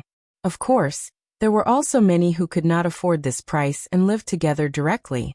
Since the church no longer had a foothold in the western region, the city hall naturally became the host of the wedding. According to Roland's plan, the city hall would send officials to issue marriage certificates free of charge, and at the same time, register both parties of the marriage. Carter's wedding was an excellent example of publicity. He had even thought of the slogan, which was convenient, legal, and free of charge. When May appeared in the garden wearing a wedding dress, the audience burst into exclamations. Although she was not a witch, but as a famous actress, her unique temperament still attracted everyone's attention. Even Roland couldn't help but sigh. Carter's vision was really good. If it were not for better publicity and the repeated pleas of the knight, he would have been reluctant to take out the wedding dress in advance. As for the other protagonist of this wedding, Carter Lannis, he appeared in a black suit. He also had an extraordinary temperament. Coupled with his meticulously groomed handsome face, the two of them standing together was completely a match made in heaven. They really look like a perfect match, Anna exclaimed. Sooner or later, we'll have such a day. Roland gently squeezed her hand. When that time comes, everyone will know your name. Yes. She tilted her head and smiled. It was easy to marry a witch, but it was very difficult to gain the approval of the majority of the subjects. It was difficult to achieve this unless one had absolute power or a very high reputation. Therefore, he had to wait until the kingdom's civil war subsided, and he became the well-deserved king of Grey Castle before he married Anna. He did not want others to think that Anna was just a witch that he secretly hid as a plaything, just like the nobles did in the past. However, Roland believed that this day would not be too far away. The months of the demons had already ended, and the town was about to go all out in preparation for the spring offensive. Soon, a thunderous blow would fall on Timothy's head and completely shatter his throne. The two exchanged tokens. Well, next. The official from City Hall was obviously not familiar with the new wedding procedure written by Roland. He looked down at the record book and said, "The newlyweds kissed." Wow. There was a burst of cheers. The members of the Starflower Troupe, especially Irene, excitedly grabbed the light of dawn and swayed left and right, and pulled the others to clap and cheer for May. "Isn't it just kissing?" Lightning curled her lips and said, "Every time my father returned from an adventure, he would be kissed several times by those maids." Maggie, who was squatting on top of her head, turned her head and covered her face with one wing, but a pigeon's eyes were on both sides of its head. "Your Highness, this procedure. Is it really good?" Scroll asked with her hand on her forehead. "It's a special case. Not every newlyweds have to do this." Roland smiled and said, "After all, it's for publicity, and the more attention it attracts, the better." Then he looked at Soroya and said, "You have to draw this moment in detail." "Don't worry, leave it to me." The latter looked at the two of them without blinking, and the magic pen in her hand was shining. It was obvious that she was also very interested in this. Carter was obviously a little nervous about this step. After a moment of sluggishness, May finally took the initiative to stand on tiptoe and kiss him. There was a burst of warm applause in the garden. "Finally, Your Highness, please give us your blessings." Roland walked out of the crowd and came to the two of them. He patted Carter on the shoulder and said, "Well done." Then he said to May, "I wish you happiness. Is this all right?" Carter hesitated. "Of course. Go back and have a good rest. I'll give you 2 days off." Roland smiled and said, "Vader should arrive in the town in the afternoon. Just leave the work to him." "Thank you, Your Highness." The two of them looked at each other and smiled. Then the wedding came to an end with a burst of firecrackers simulated by Echo. In the afternoon, General Manager Barov and Minister of Construction Carr came to the castle office to report to Roland on the progress of the 3 supplies project. So far, all the water supply facilities in the residential areas have been installed, and most of the heating pipes have been buried. Carr pointed to a map of the town and said, "But the power supply. is still a long way off. Apart from the factory area that you instructed, the 4 residential areas are still in the stage of digging trenches. Since you went to Longsong Stronghold, this part of the work has almost stopped. Roland nodded. There was nothing he could do about it. Apart from him, no one else could understand what electric circuits were and how electric currents worked. It would probably take 4 or 5 months for all the townspeople to have electric lighting. It doesn't matter. Now that the months of demons have passed, the construction of the heating part can be postponed. The next most important thing is the power supply project and the construction of Kingdom Avenue. The former is related to the use of time, while the latter is the key to strengthening the connection between the 2 places after the construction of the city. He ordered. In addition, after the completion of Kingdom Avenue, do not dismiss the redundant workers. Instead, continue to build the road connecting the shoal. You mean the mountain area to the south? Yes, that will be our direct entrance and exit to the sea, Roland said affirmatively. When Tilly and the others returned to Sleeping Island, Lotus should set foot on the western region again. At that time, with the help of Countess Spear, the opening of the mountain passage would be faster. Besides, after the establishment of Neverwinter, those handymen will also be my subjects. When the Kingdom Avenue is completed, grant them official resident status. He looked at Barav and said, I'll leave this to you. Yes. In addition, don't stop the construction of the residential area. Whether it is extending to the open space between the town and Stronghold, or developing to the south bank of the Redwater River, all of them are fine. This year, the focus is still on population expansion. I hope to triple the population of the city by the end of the year. Barav gasped and said, Your Highness, that's almost 100,000 people. And the western region can completely support so many people, Roland said in a low voice. You can take it as the target of your plan. Grey Castle was not without population potential. A large city of more than 20,000 people would need to support at least 100,000 people in the suburbs. The more prosperous the city, the larger the scale of the latter. This was also a phenomenon caused by the backward level of modern agriculture. However, the western region did not have such restrictions. With the introduction of the steam engine, there was no need for so many people to maintain the material supply. Finally, since the factory area has electric lighting, after the construction of the city, it will be changed to 3 shifts of production, especially for the processing of ammunition. The prince said to the director of City Hall, Each period of time will be calculated according to the past daily salary. The more you work, the more you will get back. You can start the publicity from today. By then, I hope the factory will not be in a state of rest for a moment, until we completely unify Grey Castle.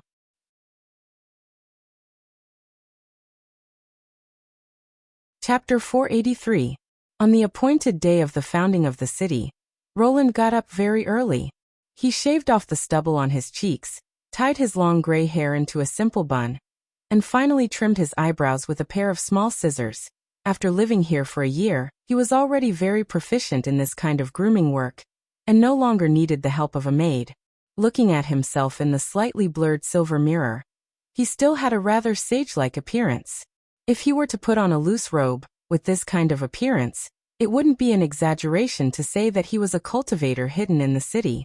Roland nodded with satisfaction, got up and went to his office. Barav was already waiting for him in the room. Your Highness, he saluted and said, the flying messenger to Longsong Stronghold has been sent out, and it is estimated that it will arrive at the Stronghold Castle in half an hour. Well, how is the layout of the site? Everything was completed yesterday afternoon, and at present, it seems that it is enough to accommodate the entire population of Border Town, the director replied. Well done, Roland praised and slowly walked to the French window. In the distance, the impassable mountain range and the concealing forest were still snow-white, and the first rays of the morning sun reflected on the snow, reflecting wisps of golden light. In the nearby streets of Border Town, he could already see the figures of people moving in groups of 2s and 3s towards the west, heading towards the area of the stone wall. As a line of defense against the demonic beasts last year, this stone wall could be said to have played an indispensable role, but now, It had become the dividing line between the inner and outer city areas of Border Town. Roland didn't like this kind of clear division between the rich and the poor, so apart from the memorable gap and the city building area, it was only a matter of time before it was completely demolished. But before that, it could still be put to good use. The number of people in the front and back of the wall far exceeded the number of people in the square, so Roland decided to announce the founding of the city in the middle of the stone wall. According to the plan, in order to strengthen the influence of the construction of the city on the residents of the two places, Longsong Stronghold would also announce the construction of the city at the same time. The synchronization between the two places would be achieved by flying messengers. When the first messenger flew to Perot, it would also be the time for Roland to make a speech on the stage. Now this gray falcon carrying the news should be soaring between the mountains and the Redwater River. And as usual, it would pass the note tied to its claw to the two places, Roland thought. But it didn't know what kind of news it was carrying, and what kind of meaning it had. The moment it landed, Border Town and Longsong Stronghold would become history. "Let's go," he said, gathering his thoughts and turning his head. "Yes, Your Highness." Barav smiled. Perot Hull stepped onto the wooden platform and looked around. There weren't many people in the square, at least not as many as a week ago when the porridge was being distributed. This was not surprising. People cared little about things other than food and clothing.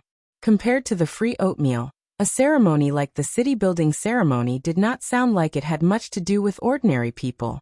Even he himself felt that His Highness's actions were somewhat superfluous. After the end of the months of demons, the number of people applying for jobs in the city hall was less than he had imagined. The recruitment notice for handymen and construction workers had been posted for a week, but the number of people recruited was less than half of the planned number. Moreover, the rats seemed to be showing signs of revival.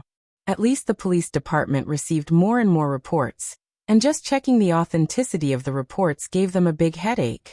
His good friend Ren Med complained to him that the arrest team had to at least double the number of people to be able to cope. This was in line with Perot's expectations. People are like this, lazy, greedy and ignorant. His Highness spent so much effort on them, but how much will he get in return?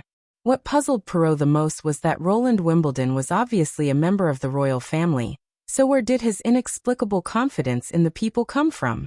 But no matter what, he was already firmly tied to the prince's chariot, and the only thing he could do was to follow him to the end.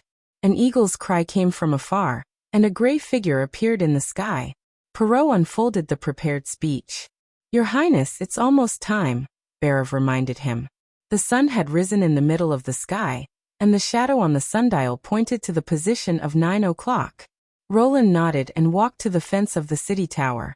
Seeing the prince appear, the noisy chatter below quickly turned into a unanimous, enthusiastic cheer. The townspeople raised their hands one after another, and the crowd seemed to set off a wave. Both sides of the city wall were full of people, and the total number was estimated to be more than 20,000, which meant that most of the town's residents had gathered here at the moment. Roland was glad that he did not hold the city's founding ceremony in the central square, which simply could not accommodate such a large and enthusiastic crowd. He waved to both sides to suppress the cheers. "Hello, my subjects." The amplified voice echoed over the town. "I believe that all of you are already aware of what is going to happen today. This small town built for the North Slope mine will soon become a real city." In the past, the months of the demons were a nightmare for Border Town. In order to survive, everyone had to leave this place and flee to the stronghold. Now we are firmly stationed here. Osmond Ryan, who wanted to destroy the peace of the western region, has fallen, and the church, who deliberately murdered witches and enslaved people, has rolled out of this land. Even Timothy Wimbledon, who tried to destroy me, has failed. Even if he turned the southern and eastern regions of the kingdom into a sea of fire, the town is still safe and sound. This, I think the people who fled here have a deep understanding. Roland's words were quickly echoed by the crowd. Yes, he burned down Eagle City, and the port of Clearwater was also looted. The new king swept through Valencia, and the knight's actions were no different from those of bandits, or even worse. He took my son away, saying that he would become the king's guard god. He is only 15 years old. The prince stretched out his hand and pressed it down. And these tragedies will not happen again. The new city is built for this purpose. Only by uniting more people can we keep the vicious enemies away and let them taste the price of recklessness. He paused and said, and this is also my city. I hereby promise that Roland Wimbledon will never abandon any of his people. Even if Grey Castle is unified, he will not leave here. There was an uproar under the city wall. Your Highness, you. Berev behind him said in surprise. Roland made a silent gesture. Yes, this will become the new king's city of Grey Castle. And the kingdom will be reborn here. I believe, even if the endless cold comes, this city will still be as warm as spring. He paused for a moment, then raised his right hand. From today on, Border Town and Longsong Stronghold will be one, and its name will be Long Live Neverwinter. Long live Neverwinter. Long live. Everyone was excited, and the deafening slogan rang through the sky. Snow mist rose from the side of the mountains, and the rolling echoes rose and fell along the mountains, lingering for a long time. Looking at the cheering subjects, Roland's heart was filled with excitement. The seeds of reform had been sown, and one day he would see this cluster of sparks turn into a prairie fire, sweeping the whole continent.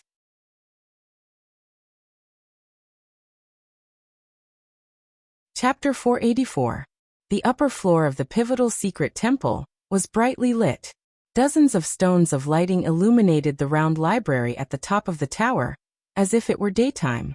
It was hard to imagine that one was underground in this hall. If it were the Hermes Cathedral on the ground, this place would be the Tower of Babel, which was also Zero's favorite place to stay. Through the window, she could easily overlook the whole pivotal secret area. Looking at the busy figures around the god's stone pillars of punishment like ants, she had a feeling that she was in control of all living beings, as if she was the god living in the holy kingdom of light, and the people walking slowly in the darkness under her feet were the believers who built the holy kingdom. Every time she had free time, she would take out a book from the bookshelf that recorded the history and secrets of the Union, sit by the window, and slowly read it. Of course, she would also put a cup of black tea with some winter flowers beside her. After becoming the Pope, Zero actually felt relaxed. She was not nervous about the battle of divine will, which was getting closer and closer. Instead, she looked forward to it.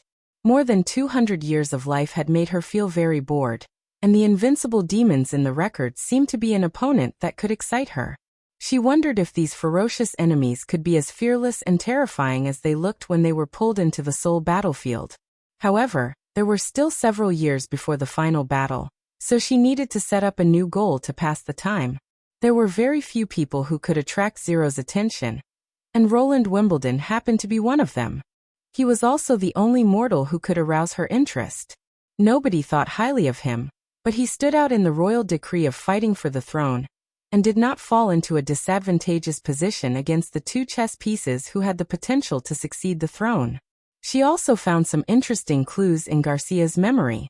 That was, the Queen of Clearwater had once used a maid placed beside the fourth prince to make him take a deadly alchemy poison, but the result was useless. The angry queen then executed the unlucky alchemist. However, Zero let the pivotal secret agency copy a copy of the poison according to the formula in her memory, and found that the finished product was indeed as the alchemist had claimed, colorless, tasteless, melted in water, and was incurable. So did the maid deceive Garcia, or was the current Roland Wimbledon no longer the Roland Wimbledon of the past? According to the information she had collected, Zero was more inclined to the latter. The question was, if he was no longer Roland Wimbledon, then who was he? Why did no one around her raise any questions? The more he paid attention to this aspect, the more interesting it became. The gradual change in his style of doing things, winning the unanimous love and respect of his subjects, and single-handedly changing the distribution of power in the Western region. Whether it was the church's emissary group or the crazed army, none of them returned. If such a person was only a lord of a small territory, it would be such a pity. Therefore, Roland Wimbledon must belong to the church, or in other words, become a part of himself. This was also the reason why she decided to change the direction of her attack. This was also the reason why she decided to attack the Wimbledon castle of Roland Wimbledon.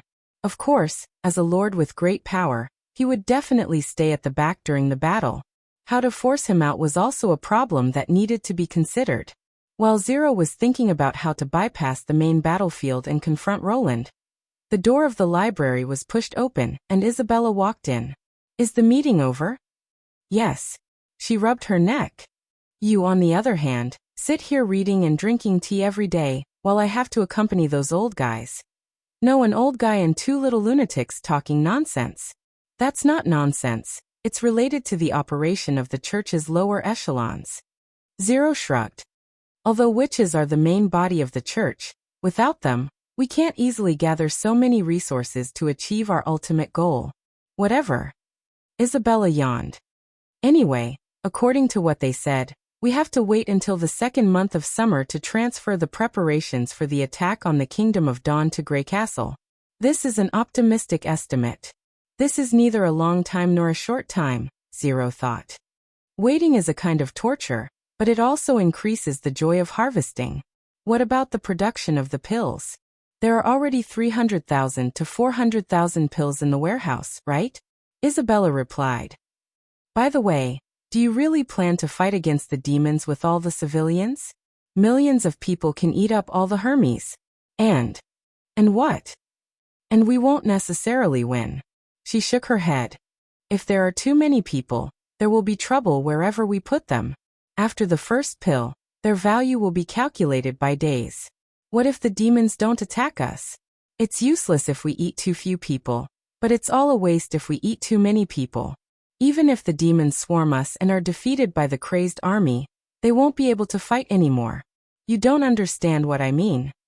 Zero stood up and walked to a big table in the hall. She uncovered the cloth covering it. I never planned to let the crazed army defend Hermes. The final battle should be somewhere on the fertile plains. I guess it will probably be in the ruins of the holy city of Ans-Karaj, because it's the closest place to us. Do you want to take the initiative to attack? Isabella was stunned. What we lack the most is time, Zero said calmly. I don't expect to wipe out the demons in one fell swoop. The Holy Book says that when the bloody moon comes and the gates of hell open, the demons can build an obsidian spire. In fact, it's not building. It's growing. Are you trying to say that those stones are actually alive? Isabella asked incredulously. This part of the content can only be seen in the personal records of the three chiefs of the Union. The expansion of the demons must be built on the obsidian spire that can produce red mist. Currently, the places where the spire appears are all rich in godstone mines, and the area of influence will continue to grow. At the beginning of the Second Battle of Divine Will, an extraordinary once led a group of soldiers to approach the red mist area from underground. As a result, she saw a shocking scene. There was an extremely huge monster surging under the spire, and its body was even thicker than the base of the spire itself. Zero said word by word.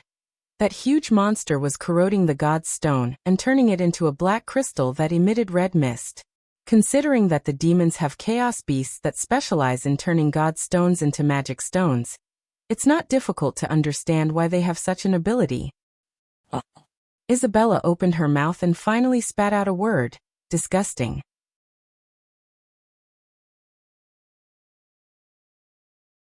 Chapter 485. Isabella stared at the map in silence for a long time. But the crazed army isn't Scourge. Although the drug can affect their minds, it won't give them an invincible will. In the face of a truly terrifying enemy, they will still be afraid and even flee. 1,000,000-strong army is enough to crush us into powder. Of course it won't be that easy. Most of the candidates for the crazed army should be low-level believers of the church, and the judgment army should be the backbone. Zero returned to the window. And in order to obtain so many believers, unifying the four kingdoms is a must. What are the chances of success? 30%? 50%? She replied carelessly. How can I know the chances of success when fighting against an enemy I've never met and all the information comes from ancient books from 400 years ago?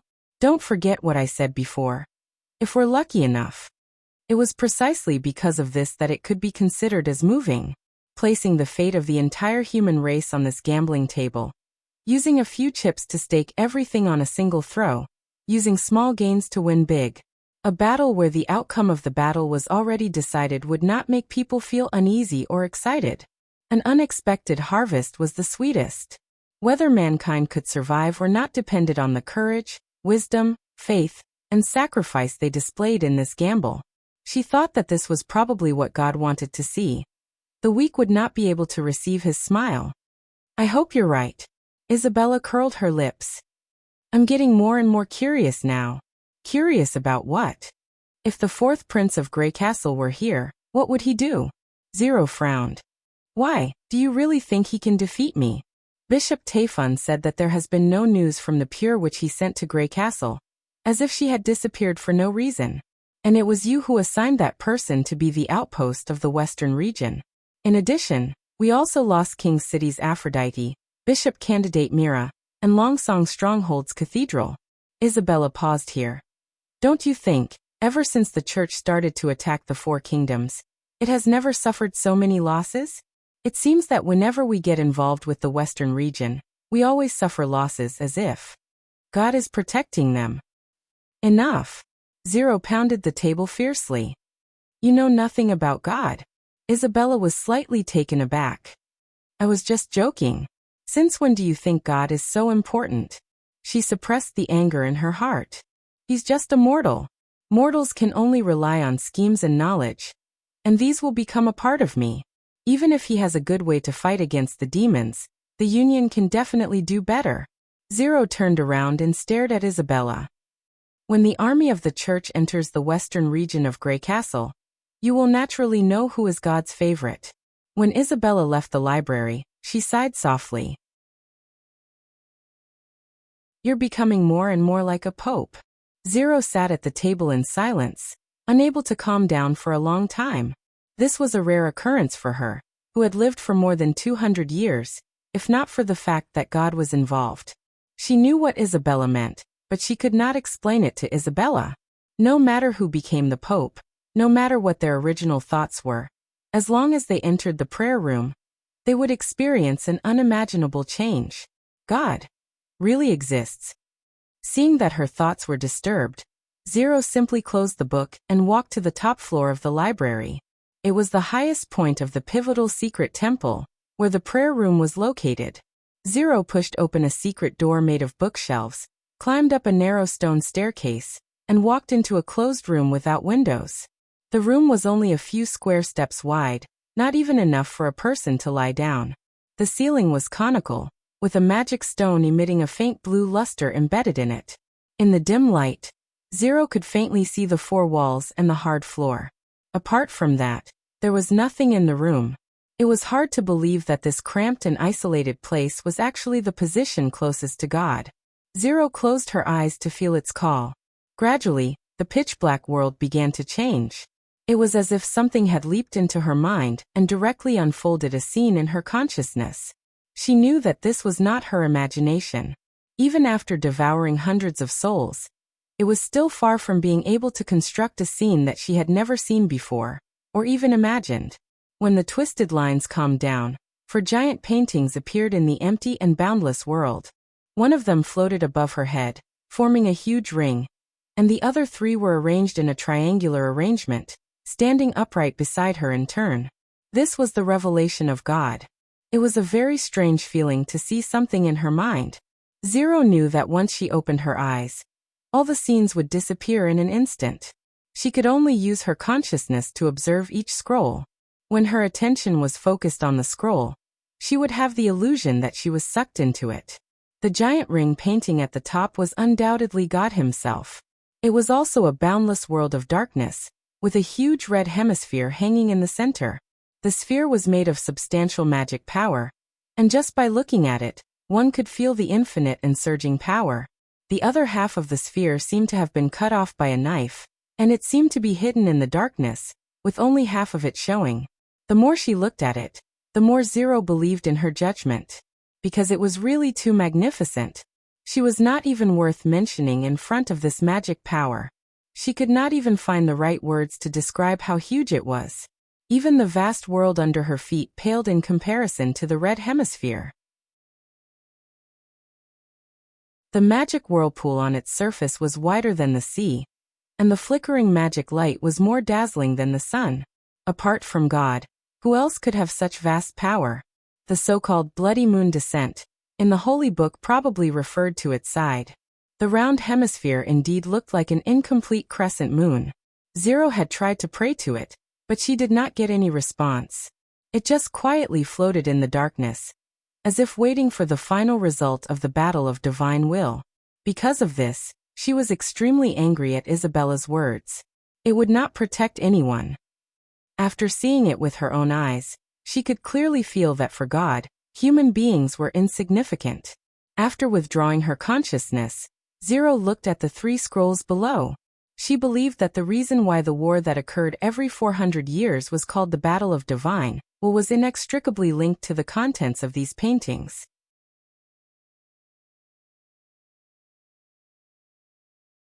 Chapter 486. The content of the first scroll was the most abundant. It was a throne made of blades and broken bones. Behind it were long blood-red windows and towering black stone pillars. It looked like a part of the palace. If one's consciousness was fully immersed in it, one could even see the endless city of spires outside the window. Among them, the most eye-catching thing was the half-exposed stone arch. If the steeple next to it was regarded as a residential building in Hermes, then the height of the stone arch was at least higher than that of the 5 Babel towers of the cathedral. This completely defied common sense. What was even more inconceivable was that it was pitch black inside the door. Nothing could be seen, as if there was a huge and smooth curtain in the middle. However, if one looked closely, they would find that the darkness seemed to have a depth, and it was impossible to see the bottom. The more they stared at it, the more chills they felt. Zero's consciousness stayed outside the window for a while, and then she focused on the throne. She did not see the owner of the throne today. What she saw in her mind was not always the same. For example, sometimes she could see a warrior in armor sitting on the throne. His head was covered by a ferocious black helmet, and only a faint red light could be seen from his eye sockets. But such a scene was rare. Most of the time, the throne was empty. According to the secret history, the content of this scroll should point to the city where the demons originated, which was the northwest corner of the Land of Dawn where they first appeared. Zero had the same opinion. After all, the ubiquitous blood-red and black stone minarets were very similar to the living environment of the demons. The helmet of the owner of the throne also had a distinctive demonic style. The only strange thing was that the owner of the throne looked no different from an ordinary person. It was not as strong and terrifying as the fearsome demons and lords of hell described in the Holy Book. Therefore, there were many speculations about its identity. Some popes thought it was the source of evil, and some witches thought it was the guardian of the demons. It guarded the secrets of God. The second scroll was much weirder. It showed very little content, and seemed to be constantly moving. At least in Zero's limited observation, she had never seen the same scene. This time she saw water. The light blue water flowed backward along the 3 huge skeletons. There was nothing in the middle of the skeletons, but the water seemed to be blocked by an invisible barrier. If the huge skeletons were the keels supporting the side of the ship, she felt like she was in a cabin and looking out through the porthole. The difference was that these windows almost occupied the whole wall. Zero was soon attracted by the wonderful scene in front of her. She felt like she was at the boundary between the water and the sky. Half of her body was at the bottom, and the other half was floating on the water. She could see the dazzling sunlight and sparse clouds above her head, while the bottom was surrounded by water. Under the light, she could clearly see the changes in the color of the water, from the light blue on the surface to yellow-green, and then to dark green. The deeper she looked, the darker it became. Suddenly, the scene moved violently. Zero felt her feet tremble, and almost fell to the ground. She subconsciously wanted to open her eyes, but at the last moment, she held herself back. These were not real scenes, she told herself, but the revelation of the gods in her mind. Zero thought. The water was rising rapidly and soon covered the sky. No, instead of saying the water was rising, it was more like she was sinking. Soon, the scene outside the window was completely covered by water. She even saw red fish swimming close to the skeletons. At first, there were 2 or 3, and then more and more. The dense shoal of fish was like a red ribbon, wrapping around the invisible barrier. The color of the water gradually changed from dark green to dark black. Finally, the scene disappeared into the pitch-black darkness. Zero gasped and broke away from the scene. This was the first time she saw such clear information.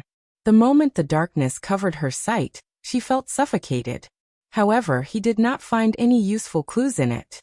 According to the secret history, the content of the second painting was extremely varied. Some people left behind a huge eyeball, some saw a volcano erupting bubbles and yellow smoke, and some people said they saw a bottomless abyss that emitted a dim light. The viewpoints of the previous generations of observers had never been unified. She rested for a moment and turned her consciousness to the third scroll. Still there was nothing there. Just like the world outside the scroll, it was dark and dead silent. In the secret history, it was mentioned that during the early stages of the first battle of divine will, there was some content in the scroll. However, this part of the record was so old that even the pages had become tattered. Zero could not clearly see what was written on it. However, one thing was certain. After the end of the battle of divine will, the scroll turned black and never showed any content again. Finally, there was the fourth scroll, which was not recorded in the secret history at all. Zero found it hard to understand. It seemed that they were hiding something at the same time. This was very strange. If even the Pope, who was the only inheritor of the secret, had no right to know, then this secret would be buried forever and no one would ever know. The scroll showed a wall. It was a gray, rough, and inconspicuous stone wall. Part of the mortar had fallen off, revealing the cracked stone underneath. Obviously, it had been standing there for a long time. There was nothing to be seen but this wall. After staying in the scroll for a while, Zero felt extremely tired. Comprehending a deity's revelation was an extremely exhausting task. Even she could not persevere for too long. Zero opened her eyes and cut off the connection with the magic hemisphere. The vast and endless world of darkness and the huge scroll disappeared in an instant. The small room under the dim light came back to her. She let out a long sigh, stumbled down the stairs, and returned to the library. She drank the cup of cold black tea in one gulp, and only then did she catch her breath. Although God did not give her any response, her anger had now calmed down. Isabella did not know anything about God, but she did. Zero looked out of the window and watched the busy figures under the tower. The feeling of controlling all living beings came back to her. After more than 200 years of experience, she had thought that there was nothing in this world that was worthy of her attention. However, after becoming the Pope, she realized that her understanding of the world was only superficial. Now a new secret was placed in front of her, and eternal life was the best capital to pursue this secret. Zero faintly felt that she was the favored child chosen by God.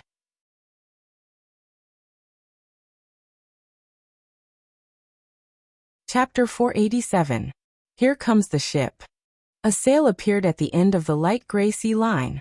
There were no other merchant ships passing through here, so they could only see ships from Sleeping Island. Yes, Tilly responded softly. Her voice was barely audible when mixed with the noise of the sea crashing against the shoal. As she had her back to him, Roland could not see her expression. I have to go. Andrea sounded a little regretful. I quite like your territory. I don't know if I can make ice cream bread as delicious as it is here when I return to Sleeping Island.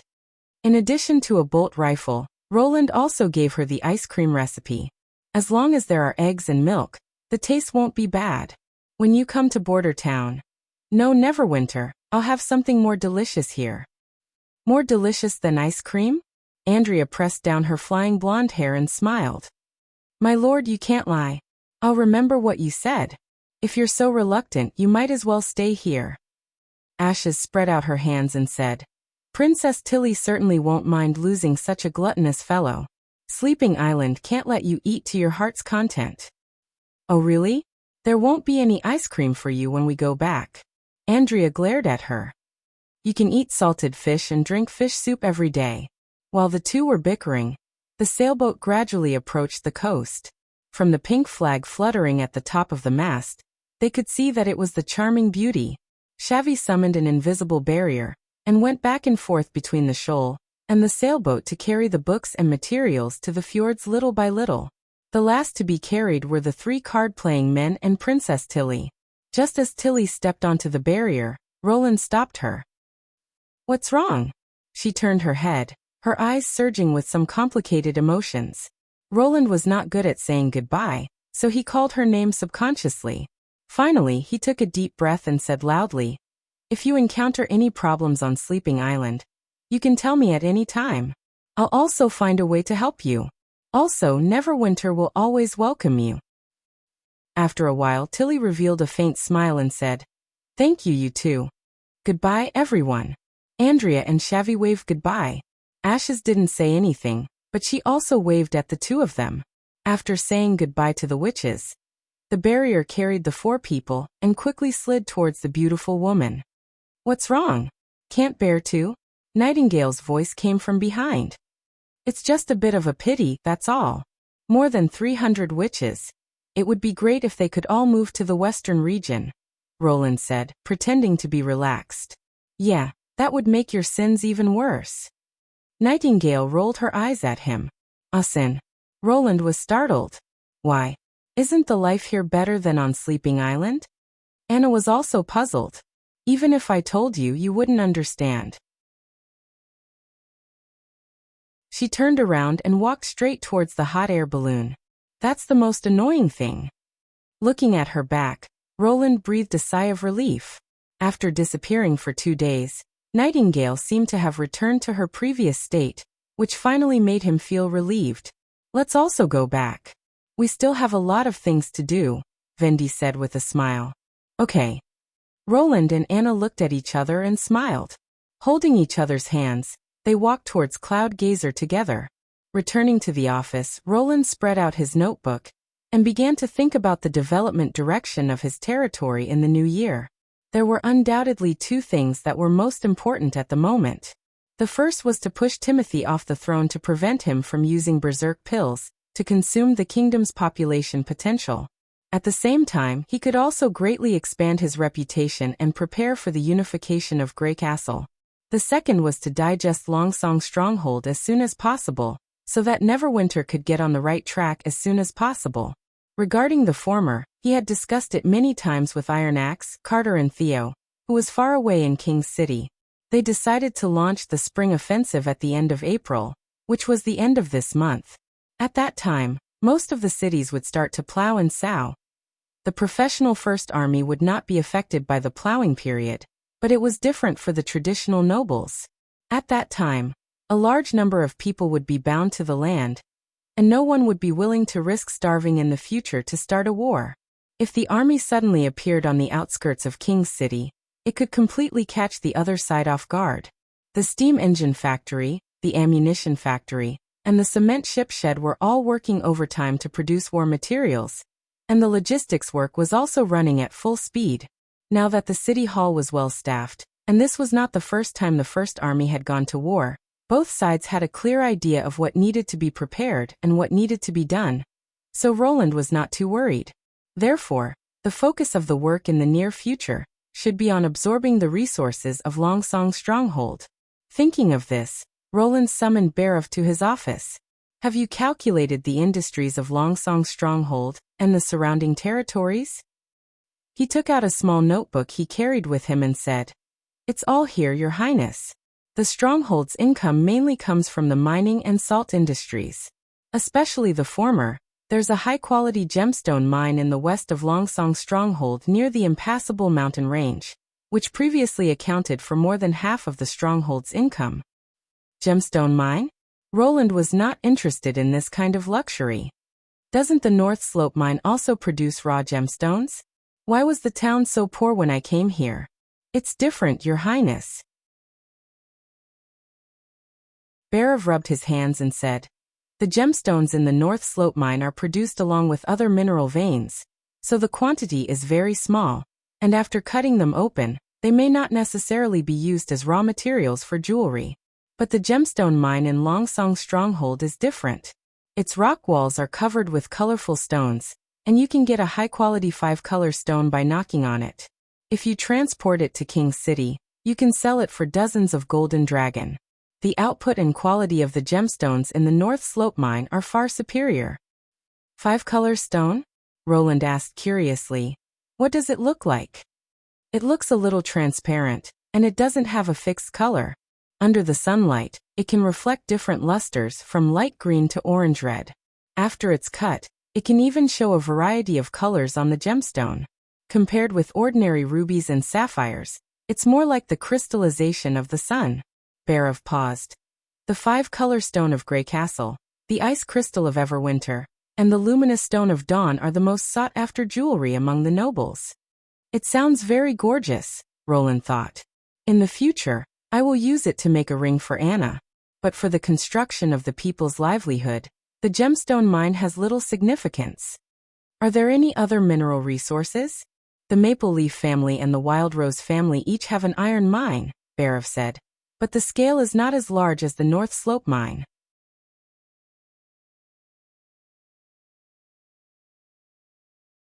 Chapter 488. What about the salt industry? There were many mines in the western region, so it was not surprising that mining was the pillar industry of Stronghold. However, it was the first time he had heard of the salt industry. Prince Roland knew nothing about local specialties, and Roland also thought that salt production was the main industry of coastal cities. Stronghold, the Elk family and the Honeysuckle family each have a salt well. In fact, the 3 wells are very close to each other, basically located at the border of the territory. I heard that more than 200 years ago, civil wars in the western region often broke out in this area, and the war lasted for nearly 50 years. Barov said while stroking his beard. And then the 3 nobles who took this place became the biggest winners in the western region? He asked with great interest. What's the output of these salt wells? In addition to supplying the western region, it will also be sold to Fallen Dragon Ridge, Redwater City and small villages along the way. Barov flipped through the records in the notebook. It accounts for about 15% of the income of Stronghold. So little. Roland was surprised. The price of salt in the market is not low. It's too difficult to get salt out of the deep well. The director shook his head. I know a nobleman in Silver City who owns a salt well in his territory. The mouth of the well is only the size of a head and can't even fit a wooden bucket. When collecting salt, you must first pour water into the well. After the salt has melted into the water, you can scoop it up with a bamboo pole. Why not expand the mouth of the well? Barov showed a proud smile. Your Highness, because the location of the salt layer is too deep. If we dig according to the method of digging a well, I'm afraid that the inner wall will collapse before we dig too deep. According to him, that salt well has been mined since his grandfather's generation, and the depth of the well can almost reach the bell tower of King's City. I see, Roland thought. It seems that people in this era have chosen to collect salt by soaking brine due to the limited depth of the well. This is an effective method, but the process obviously has a lot of potential for improvement. Whether it is using the power of Lotus to improve the salt mine, or using a steam engine to extract brine, the efficiency of collecting can be greatly improved. If Neverwinter could obtain an adequate supply of salt, it would not only bring great profits to Neverwinter, but also make the refined salt, which was healthier and tastier, available to every subject's home. After all, the salt they currently consumed was still coarse salt mixed with various impurities and foreign substances. I understand. Thinking of this, the prince nodded in satisfaction. You may leave now. Don't slack in your recruitment work. The months of demons have just passed, and the refugees who have lost their land should be in a predicament of having no food to eat. This is a good time to recruit people. I think the same as you, Your Highness. Barov put his hand on his chest and said, the new emissary delegation will be sent out soon. I think their harvest this time will be far greater than last year's. After the steward left, just as Roland was about to plan how to use the fortress's mineral resources, he heard a knocking sound coming from the window. He turned his head and saw a gray falcon perched on the windowsill with a piece of paper tied to its claw.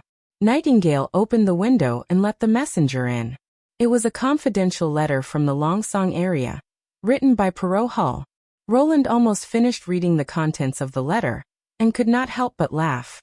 It turned out that after Nightingale returned to the border area with him, The anti-crime work there was suddenly difficult to carry out.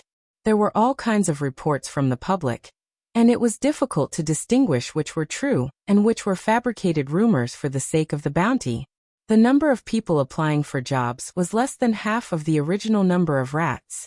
As the new Minister of Justice, Ren Med was overworked every day, but he could not suppress the rising forces of Blackstreet. If this went on, there was a risk that public security would deteriorate again. At the end of the letter, Perrault wrote that he hoped His Highness could provide manpower and technical assistance.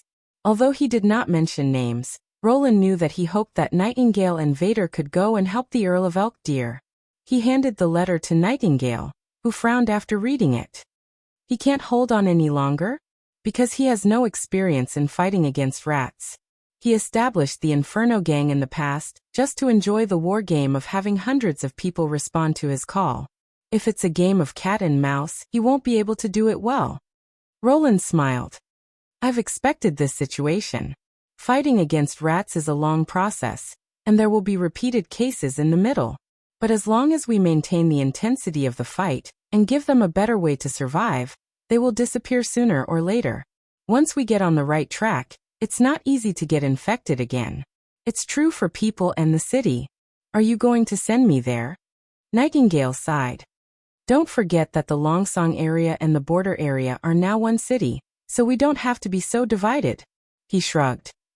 Didn't I say at the enlargement meeting that one day we'll be able to have breakfast in the border area in the morning, and deal with affairs in the Longsong area an hour later? You're the head of the Security Bureau, so you'll have to go back and forth between the two places to inspect the work in the territory. What will you do if I leave? She shook her head. Don't say that you won't be in danger. Timothy and the church will see you as a thorn in their side. If they send witches to assassinate you, only I can stop them. Roland wanted to say that he had the God's Stone of Retaliation, so ordinary witches would not be a threat to him. But then he realized that Nightingale might not care about that. Listen to me. I can't agree to anything you say. Vendi and Scroll will definitely be on my side. You're the most important person in the Witch Union. I'll go with you. Ahem, is that so? Nightingale suddenly choked, and then somewhat flustered. She turned her head to avoid his gaze and said, Since the other party asked me to do this, only I can do it. The prince could not help but laugh. Take Summer with you. It's time for her to learn how to use her ability in practice. In addition, Sylvie and Soroya should also go with him. While exploring the mines, they should also set up an ID system. It would be better if they could also set up a low-level city hall. He wondered how the training of the nobles from Longsong Stronghold was going. 3 days later, Roland led the witches and the nobles from Longsong Stronghold to board a ship to the Longsong area.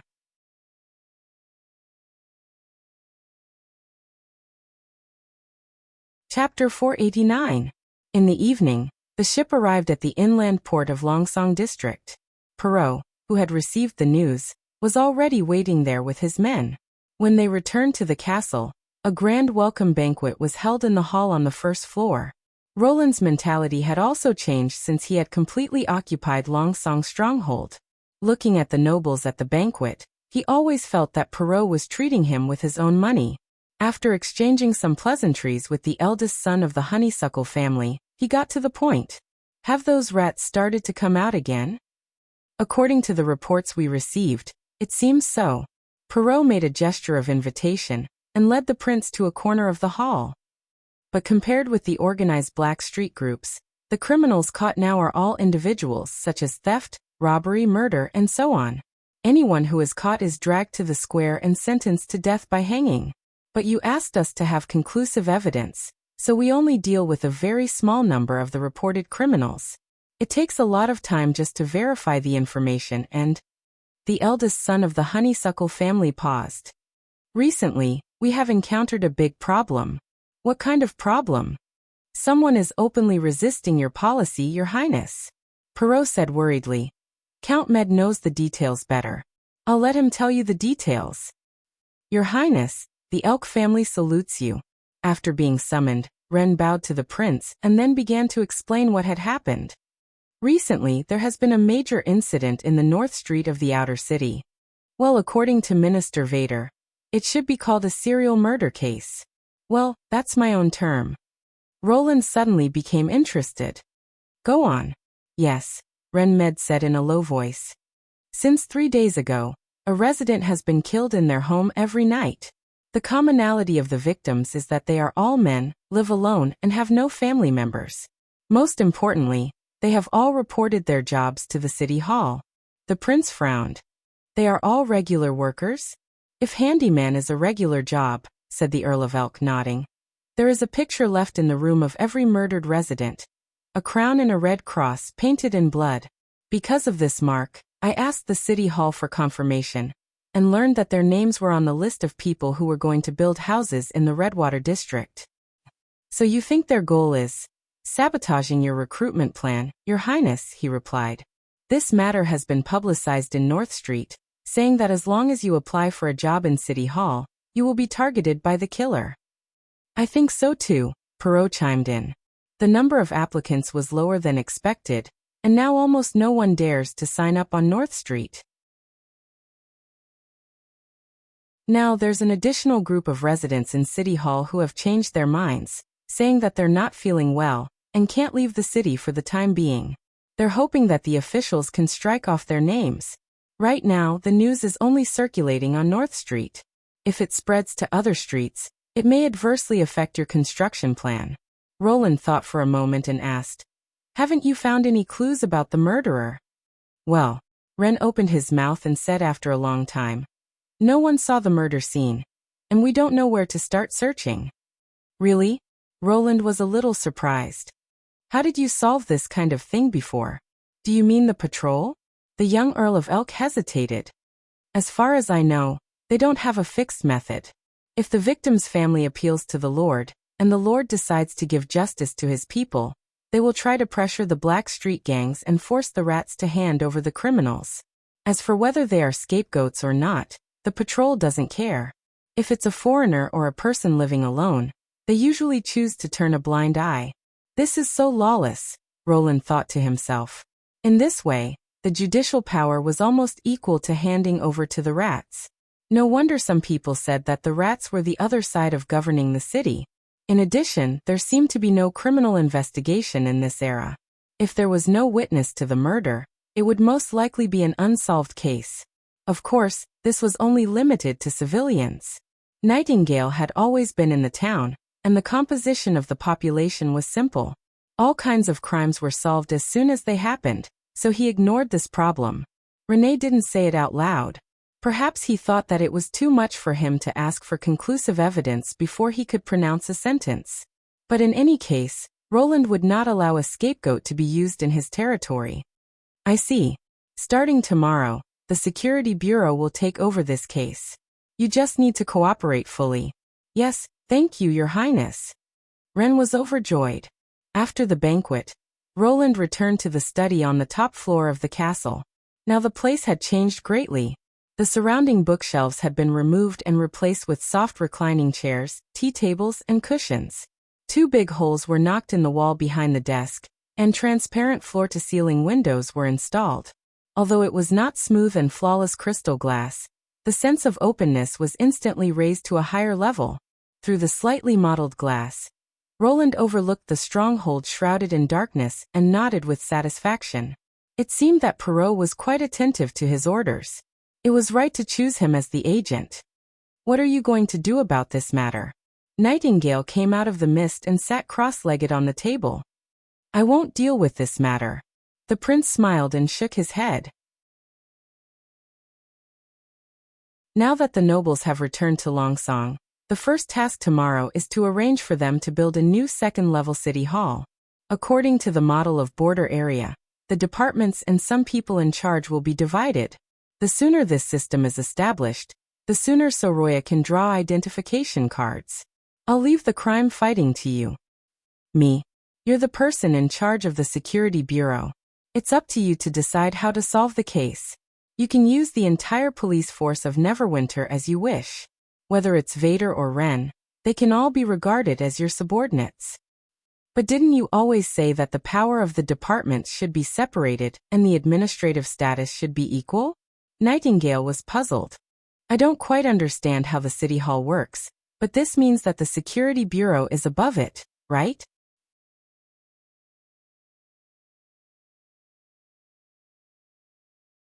Chapter 490. We're going to catch all the criminals so that they won't dare to show their faces in Neverwinter again. Nightingale held Summer's shoulder and said in a clear voice, yes. Lady Nightingale.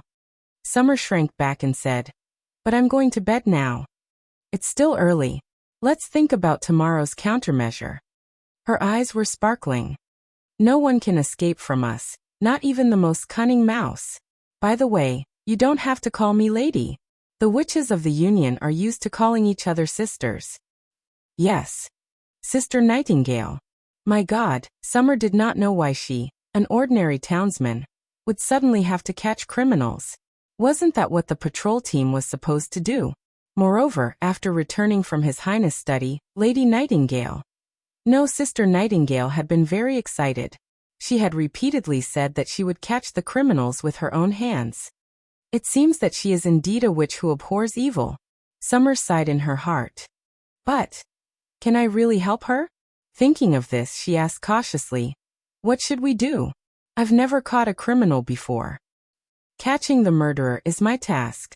Nightingale patted her chest and said, you just need to recreate the murder scene and let everyone see who the real murderer is. You mean recreate the moment when the criminal made his move? Summer hesitated. But how can I know when he made his move? Nightingale paused. You're right. How many times can you use this ability in a day? I've been practicing with Sister Vendi for a week. Now I can use it 4 times, but that should be my limit, Summer said dejectedly. My magic power is very limited. If I want to extend the duration of the illusion, the number of times will decrease. In addition, the duration can't exceed 2 days. Otherwise, the magic power consumption will increase greatly. How long does it last? Quarter of an hour. It's not enough. Nightingale paced back and forth beside the bed. If the replay doesn't include the prisoner, it'll be troublesome. She thought for a while. If I reduce the duration, can I try a few more times? It should be possible. But I don't know if I can do it, Summer muttered in a low voice. Sister Vendi said that as long as I control the magic power accurately, I can control the time when I use the ability. But every time I use the magic power, I always feel that it runs away quickly. It's a pity that Countess Spear isn't here. She looked a little regretful. In that case, let's deduce a time and try our luck.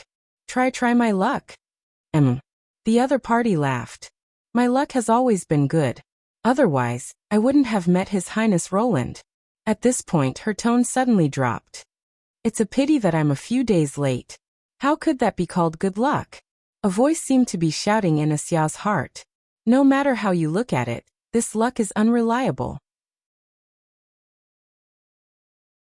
Not to mention a few days late, even if it's half an hour late, my ability will be meaningless.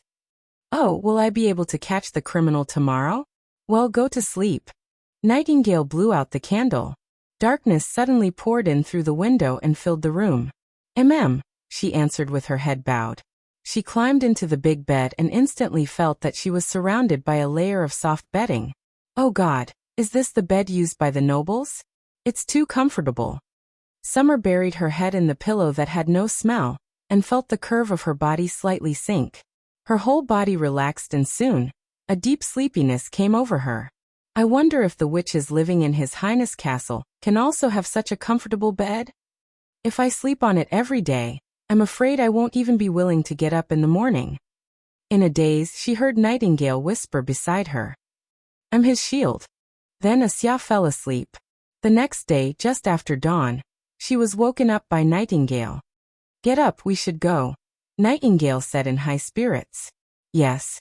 Summer reluctantly got out of the bed, put on her coat, and followed Nightingale down to the first floor of the castle. In the hall, a tall brown-haired man was pacing back and forth. When he saw the two, he immediately came forward and saluted them with his hand on his chest. Hello, I'm Ren Med, the Earl of Elk County. I've been waiting here under His Highness' order. You must be Lady Nightingale. May I know who this is? Summer, my assistant. Nightingale slightly raised her head. She's also a witch. Is that so? The man looked a little surprised, but soon nodded to Summer. That's great. With your help, the criminal will have nowhere to hide. Where are your men? They're all on standby outside the castle. Very good. Let them wait a little longer. I haven't had breakfast yet. Of course, please enjoy. Summer stared at the two without blinking until Nightingale turned to the dining room. Then she hurriedly followed her. Heavens, was that really Sister Nightingale just now? She had never seen her with such a dignified demeanor. No, dignified wasn't the right word. It was a kind of aloof and remote imposing manner, as if she was also a noble. That was definitely not something that could be seen in a commoner. And she was an earl. A very young earl. In Valencia, he was definitely the perfect man in the eyes of women. If it were Summer, she would probably be so nervous that she couldn't even speak in front of him.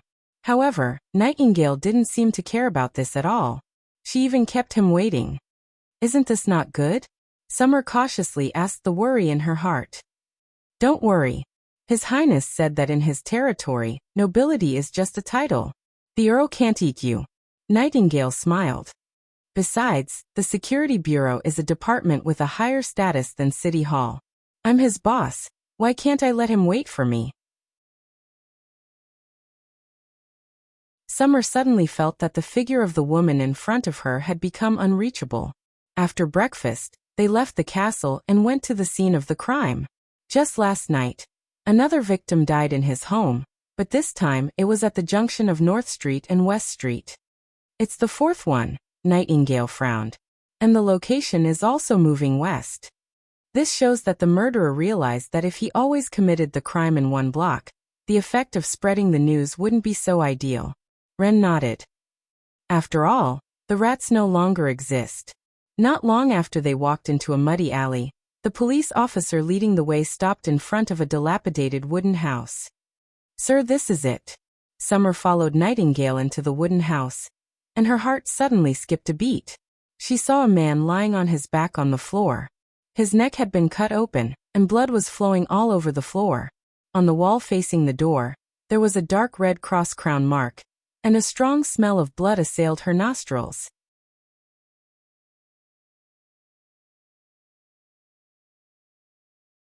Chapter 491. Is this the first time you've seen such a scene? Ren came over with concern. Go outside and get some fresh air. No. Summer saw that Nightingale had squatted beside the body and was examining the wound calmly. She could still act as if nothing had happened in the face of such a bloody scene. Summer had to hold on, and at least not embarrass her. I had much better. When was he found? Nightingale turned around and asked. At dawn this morning. The surrounding residents rushed out to fetch water before dawn and found his body. The door was left open, as if deliberately showing it to others. Ren briefly explained. If it was in the past, I'm afraid we would have to wait 2 or 3 days to receive the news. But recently, City Hall has offered a reward for tip-offs, so someone immediately reported it to City Hall. What's the identity of the deceased? Shovel Friedman. Ren looked around at the furnishings in the house. Nothing. Well, he should have been a rat before. Did anyone see him at night? I asked. No. What about the noise? No one heard it. To kill such a big man, there should be some noise. Nightingale frowned. Even if his throat was cut, he wouldn't die immediately. Beating the floor or struggling before death should have caused a lot of noise. Are you sure they're not lying? This shouldn't be. Ren hesitated. After a murder, the residents here are in a panic. Besides, helping the police catch the murderer will give them extra rewards. They have no reason to lie. Well, you call all the people around here, and I'll ask them myself. And, Summer. Nightingale looked at her assistant. Yes. The assistant trembled. Go to the castle and call Soroya over. Okay. Summer hurried out of the door and ran to the castle. For some reason, she felt that Nightingale was beautiful when she gave orders. Her every move revealed a strong self-confidence. No wonder His Highness entrusted her with the responsibility of safety. When they returned to the alley, in addition to Soroya, there were 2 more people beside Asya. How could you not call me for this kind of thing? Lightning flew into the room and shouted. His Highness is so biased. Ooh. Maggie followed closely behind. They insisted on coming, Summer said timidly. When I'm not around, shouldn't you protect His Highness Roland? Nightingale raised her eyebrows. This isn't an adventure game. Don't worry, with Sylvie here, no one can easily get close to him, Lightning winked. And His Royal Highness is about to convene a meeting of the nobles. What kind of danger could he encounter in the castle hall? It was really inconceivable. Wuxia thought, how could these two people be so indifferent in the face of a bloody and terrible murder scene? Especially Lightning, who was obviously a few years younger than Roland. But her eyes were unexpectedly filled with a trace of excitement. God, after becoming a witch, what did they experience in the end? This is... Ren and the other policemen stared at the woman and the bird floating in the air, their eyes wide. They're also witches, Nightingale said grumpily. Anyway, you have to go back before the meeting is over, understand? Oh, Lightning pouted. Did you ask me to come here just to draw this corpse? Soroya was the last to enter the room. Wuxia noticed that her complexion was not much better than his, so he calmed down a little. No, it's to draw the murderer. Nightingale closed the door and explained the arrest plan to everyone. With the murderer's portrait, we can post it in the square for a reward. This should be the fastest way to find him. The Earl of the Elk family gasped. You mean this witch? Miss Summer can recreate the murder? Not necessarily. Due to the time limit of the illusion, we still need some luck. You'll see in a moment. Nightingale nodded to Wuxia. Let's start. Okay. The latter closed her eyes and followed her instructions, placing the first flashback between midnight and dawn. In the darkness, magic power gushed out from her fingertips and intertwined, gradually forming a clear image. A wooden board, a bed, a table, a room. In her mind, a new room was formed. The dead man was lying on the ground, blood flowing along the uneven soil, and the door that should have been locked was pushed open. Is this the ability of a witch? It's unbelievable. God, these illusions are so realistic. I can't believe it's the power of the devil. Shoo! Shut up. The whispers of the police came from all around. It seems that he's already dead. Summer felt someone patting her on the shoulder. It was Nightingale. Don't waste your magic power. Let's change to the next time. When the second flashback was about midnight, the figure on the floor suddenly disappeared, and the dead man appeared on the bed, sleeping soundly. Does this mean he died within the time indicated in the two illusions? Ren asked doubtfully. Yes, from midnight to 3 o'clock. This 1.5 hours is the perfect time for the murderer to act. I see. Miss Summer's ability can't last too long, so she's likely to miss the murder scene. That's why you said we need a little luck. That's right, Nightingale replied. Considering that it takes a long time to leave a mark after the murder, let's recreate the scene close to 3 o'clock. Wuxia nodded, exhaled, and performed her ability again. She controlled the flashback point to be between 2 o'clock and 3 o'clock. Her magic power surged toward the empty wall and created a standing stranger. He was gesturing something on the wall with a bloodstained sheet. It seems that I found it, Nightingale smiled. My luck is really good. Is this the murderer, Ku? He looks ordinary. I thought he'd at least be a burly man, Lightning said disappointedly. We can only draw his profile. Soroya looked at the wall. Is there any way to make him turn around? Summer, I'll leave it to you, Nightingale ordered. Yes. She knew what to do without Summer's explanation. The last illusion moved forward a little more than a quarter of an hour. This time, everyone clearly saw the murderer's true appearance. He strangled the shovel with a rope, dragged the man to the floor, and then took out a dagger to slit the man's throat. The shovel didn't resist during the whole process, as if it were in a deep sleep. Ren seemed to realize something and turned to look at the water tank in the corner of the room. He was filled with dreamland water?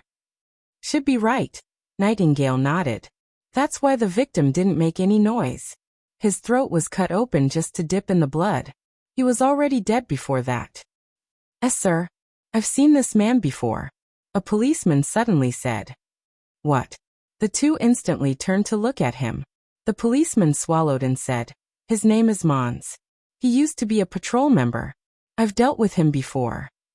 Do you know where he lives? Ren asked. It seems to be in the inner city. West Street, near the Sheep Tavern.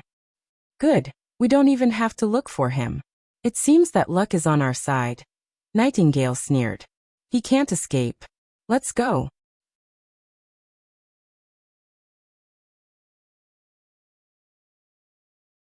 Chapter 492. When they arrived at the Sheep Tavern, they quickly found out the exact location of Mon's residence. I'll go in and check out the situation first. You guys go in from the front door. Summer, keep an eye on Lightning and Maggie. Don't let them in, Nightingale ordered. She then spread out the mist and disappeared in front of everyone. In the world of black and white, the lines that formed the contours of all things twisted. She easily found a non-existent gap in the wall and jumped through it. The furnishings in the house were very simple, not much better than Shovel's house.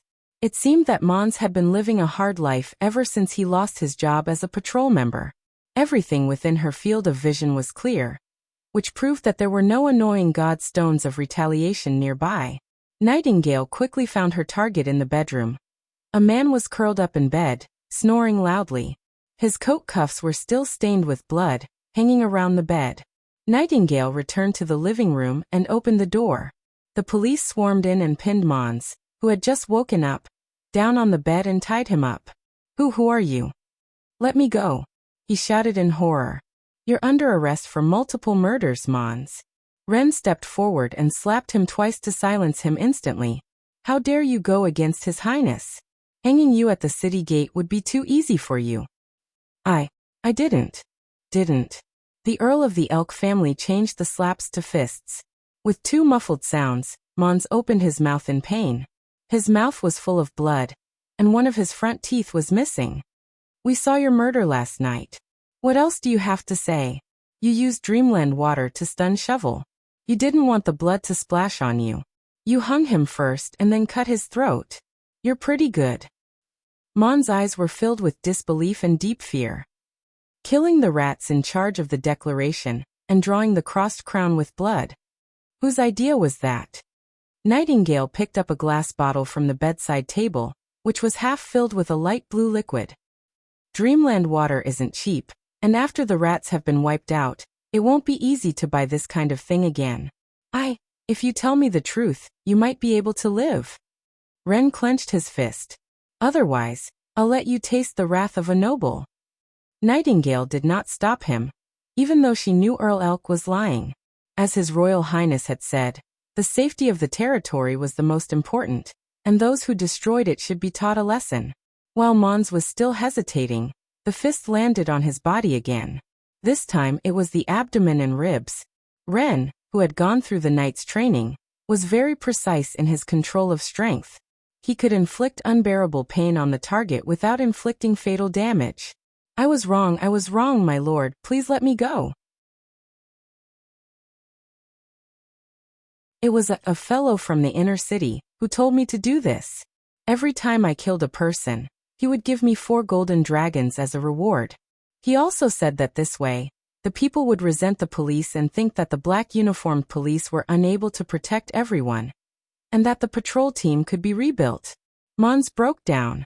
He was not a strong-willed man, or rather, a strong-willed man would never serve as a patrol member who robbed others, nor would he take 4 lives for a few golden dragons. Nightingale thought that perhaps before he did this, he would never have thought that he would be targeted by the Ministry of Justice so quickly, let alone that someone could find him in a big city with a population of 20,000 in just 4 days. He wept bitterly as he explained the whole story, blood and snot all over his collar. I don't know how he found me. The first time we met was in a tavern. He gave me this bottle of Dreamland water, and said that as long as I did what he said, I could get a lot of money. I had no savings at that time, and the police didn't accept my application. I hated him, so I did it. The police will never accept a scum like you, Ren spat. Do you know his name or identity? Nightingale asked. I don't know. You're lying. I really don't know.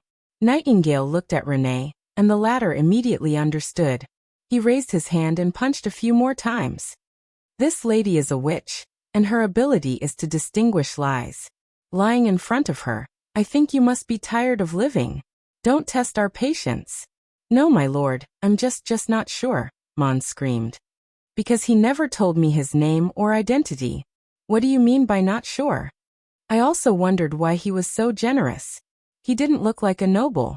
2 days ago he came in a hurry, and his clothes were a little strange, like a coat on top of a coat. He gasped. And the coat seemed to be a uniform. I also saw a petal-shaped emblem on his collar. A petal-shaped emblem.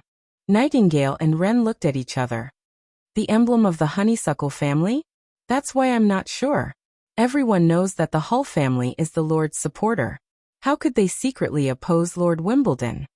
Mons lowered his head and said, Perrault is definitely not that kind of person. Someone else must be playing tricks, Wren said with certainty. Anyway, they meet every day. Why don't we set a trap and let that guy come in? It seemed that this was the only way. Instead of making wild guesses, it was better to capture Mons when he asked for payment. Then everything would be clear. Nightingale nodded, but in her heart, she felt that she had overlooked something. Mons didn't lie, and all the information was true. What's wrong? Sister Nightingale, are you done yet? Lightning shouted outside the door. The meeting is almost over, Ku. We have to go back, Ku. Considering that the arrest would inevitably be violent, she deliberately asked the three of them to stay outside. Hearing the word meeting from Maggie, Nightingale's mind went blank. Wait. His Highness is having a meeting with the nobles in the hall to discuss the establishment of the new city hall. This meant that he did not have any guards with him, and the closest one was also outside the hall. If this person was really a member of the honeysuckle family, he could certainly enter the castle and the hall on the first floor without any hindrance. However, he definitely could not set foot on the second and third floor, which belonged to His Highness, and she was not with His Highness Roland. Lightning. Nightingale no longer cared about the Earl of Elk and Mons. She rushed out of the house, grabbed Lightning's shoulder and shouted, Take me back to the castle. His Highness may be in danger. Okay, hold on to me. Although the latter was extremely surprised, she did not ask any more questions.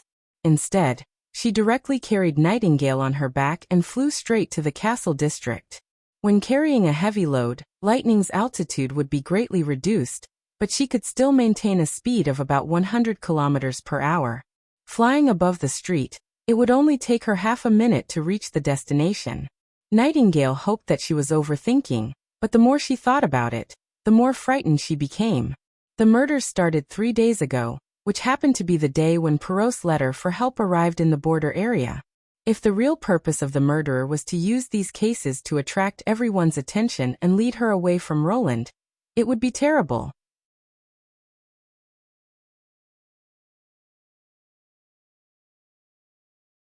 Chapter 493. For a moment, Nightingale felt that the whole black and white world trembled. Out of the mist, the scene in front of her returned to normal.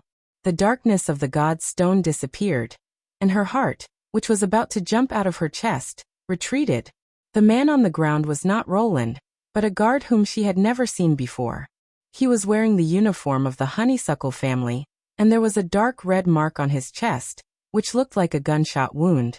Why are you here? A familiar voice sounded beside her. She turned her head and saw that the speaker was Roland. He was surrounded by several guards in a corner of the hall, so she did not notice him when she rushed into the room. Nightingale opened her mouth and found that her throat was very hoarse, and her hands and feet were cold and numb. Her body was very weak, as if she had survived a disaster. At this time, the only thing she wanted to do was to hug Roland tightly, but she knew that she could not do so. There were other nobles here. If she wanted to be independent of the security bureau and the strong shield of the territory, she could not be too close to him in front of everyone. Although her head clearly told her that she could not do so, her body could not help but walk toward Roland. She spread out the mist, passed through the guards, and hugged him tightly. There was a sudden cry of surprise. Obviously, No one could understand why a witch suddenly appeared and disappeared again without saying a word. In the mist, she tightly stuck her arms to the prince's back, buried her head in his chest, and listened to his heartbeat, as if this was the only way to prove that everything was just a false alarm. Roland seemed to realize something. He clapped his hands to the nobles and said, "Everyone go to the dining room and enjoy lunch. Don't leave the castle for the time being. The meeting will continue in the afternoon." When only the prince's guards, Perrault, Sylvie, and Lightning were left, he asked, "Is the murderer related to this assassination?" Nightingale gradually calmed down. She reluctantly took 3 steps back and revealed herself. Pretending that she had never been near the prince, she said, "Yes, when I found out that the mastermind behind the criminal was a guard of the Honeysuckle family, I immediately rushed over." She recounted what she had seen and what Mons had confessed. "I didn't expect that the enemy's real purpose was to lure us away and find an opportunity to strike. Luckily, you're safe and sound. To be able to plan this far, taking into account the timing of my visit and the witches," Roland sighed. "This person is really wasted as an assassin." Perrault immediately knelt down on one knee and said, "Your Highness, I really don't know who he is." "Rise, for you have said so, and I do not like to inflict blame," he interrupted. "But you are equally at fault. You have been negligent in the servants of the castle, and in the defense of the outskirts." Perrault opened his mouth and finally lowered his head. "I'm guilty. Investigate his identity and background. I want to know the results now." "Yes, Your Highness." After the eldest son of the Honeysuckle family left, Nightingale asked about the situation in her heart. "What was the situation at that time?" "It was a close shave," Roland smiled. "Thanks to Sylvie's warning. But then again, he chose to do it in the conference hall, so he was already at a disadvantage." After listening to the prince's story, she finally understood the process of the assassination. But in fact, it was not as easy as he had described. Although weapons were not allowed in the hall, the enemy had hidden a dagger in his clothes. In addition, he was indeed a castle guard, so no one searched him and he was directly allowed to enter the hall. If there was any mistake made by the assassin, it was that he carried a godstone of retaliation. It was very normal for the guards to wear a godstone of retaliation, but it was particularly conspicuous in the hall. In order not to interfere with Sylvie's observation, all the nobles attending the meeting had taken off their godstone of retaliation. The sudden appearance of a black hole made Sylvie notice him. When he walked towards His Highness, Sylvie immediately warned him. Although Roland said the following scene in a very relaxed manner, Nightingale still broke out in a cold sweat. The hall was about 20 meters long and wide. From the time the enemy heard the warning and started to run to the long table, only a few breaths of time had passed. His Highness had just pulled out his revolver and removed the safety when the dagger had already pierced his body. The place that was hit was the back of the waist. Nightingale, who had experienced assassination training, naturally knew that compared to the chest and the head, the waist was extremely difficult to defend. Once it was injured, the severe pain could immediately make the target lose the ability to resist, and the next step would probably be to cut the blood vessels in the neck. Fortunately, His Highness Roland was wearing a protective suit specially made by Soroya, so the dagger could not penetrate the coating and could not stop his next move. The gun was fired almost at the assassin's body, and the loud roar made the scene a mess. 2 12mm bullets directly took away the enemy's life. Nightingale knew how thrilling the process was. If His Highness had not removed the safety in a panic, and if the gun had not been fired smoothly, the consequences would have been unimaginable. She turned her head and glared at Lightning. Lightning immediately lowered her head and looked like she was admitting her mistake. "Your Highness, I found out the truth." Perrault walked into the hall again. "His name is Shio. He's not a native of the western region, but he used to be a castle guard for Duke Ryan." "Duke Ryan?" Roland frowned. "Why did you choose such a person as a guard?" "He's just an ordinary guard. At that time, every family lost a lot of men, so I chose those who had little to do with the Duke. This has always been Stronghold's practice." Perrault said, "I don't think it's possible that he carried out the assassination to avenge the Duke." "He's not lying," Nightingale thought. After the fall of a great noble, apart from the subordinates who had been infeft with lands and titles, the rest of the people were also resources in the eyes of the other nobles. For those who were divided, it was just like a change of master. Since the Honeysuckle family had surrendered to His Highness Roland a long time ago, and Stronghold had always been managed by Perrault, this group of people had not been investigated. How many people with such backgrounds are there? Roland asked. You've also used people from the Wild Rose, Maple Leaf and Wolf families? Only 3 or 4 outside the castle. Perrault nodded. The servants, subjects, and serfs of the other 3 families were assigned to the Honeysuckle family and the Elk family. I promise they won't appear in Stronghold.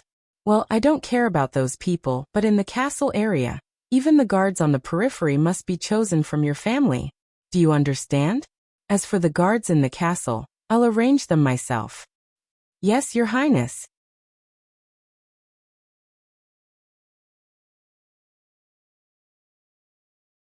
Chapter 494. Following Roland back to the office, Nightingale whispered, I failed to protect you. No, you did a good job. Roland shook his head and said, Think about it. Why did this assassin named Shio attack me in the conference hall? Because he knew that I was protected by a witch, and this witch was extremely powerful. If he didn't transfer her away, he would have no chance at all. The more arrangements he made, the more flaws he had, so in the end, he could only attack with a small dagger. But he almost succeeded. It can't be considered a success if he didn't kill me on the spot, and your existence limited this possibility. He smiled. If not for you, what would he have done? He would have waited patiently for an opportunity to launch a fatal attack. As long as he lurked in the castle, there would always be such an opportunity. So, you have protected me very well. In fact, the safer the territory is, the safer I am. This is not comforting. Nightingale thought. His Highness really thinks so. This made her feel a surge of warmth in her heart, and the original uneasiness of self-blame dissipated. I understand. But you can't let go of Lightning and Maggie this time. What about them? When I'm not here, they should be by your side to guard against potential enemies. Nightingale said bluntly. For example, in today's situation, as long as Lightning flew you, the assassin could not hurt you at all. She's just more lively. No. If Vendi and Scroll were here, they would definitely agree with me. If I don't let them feel that they are wrong, what if something really happens next time? Well. The prince touched his chin and thought for a while. I understand.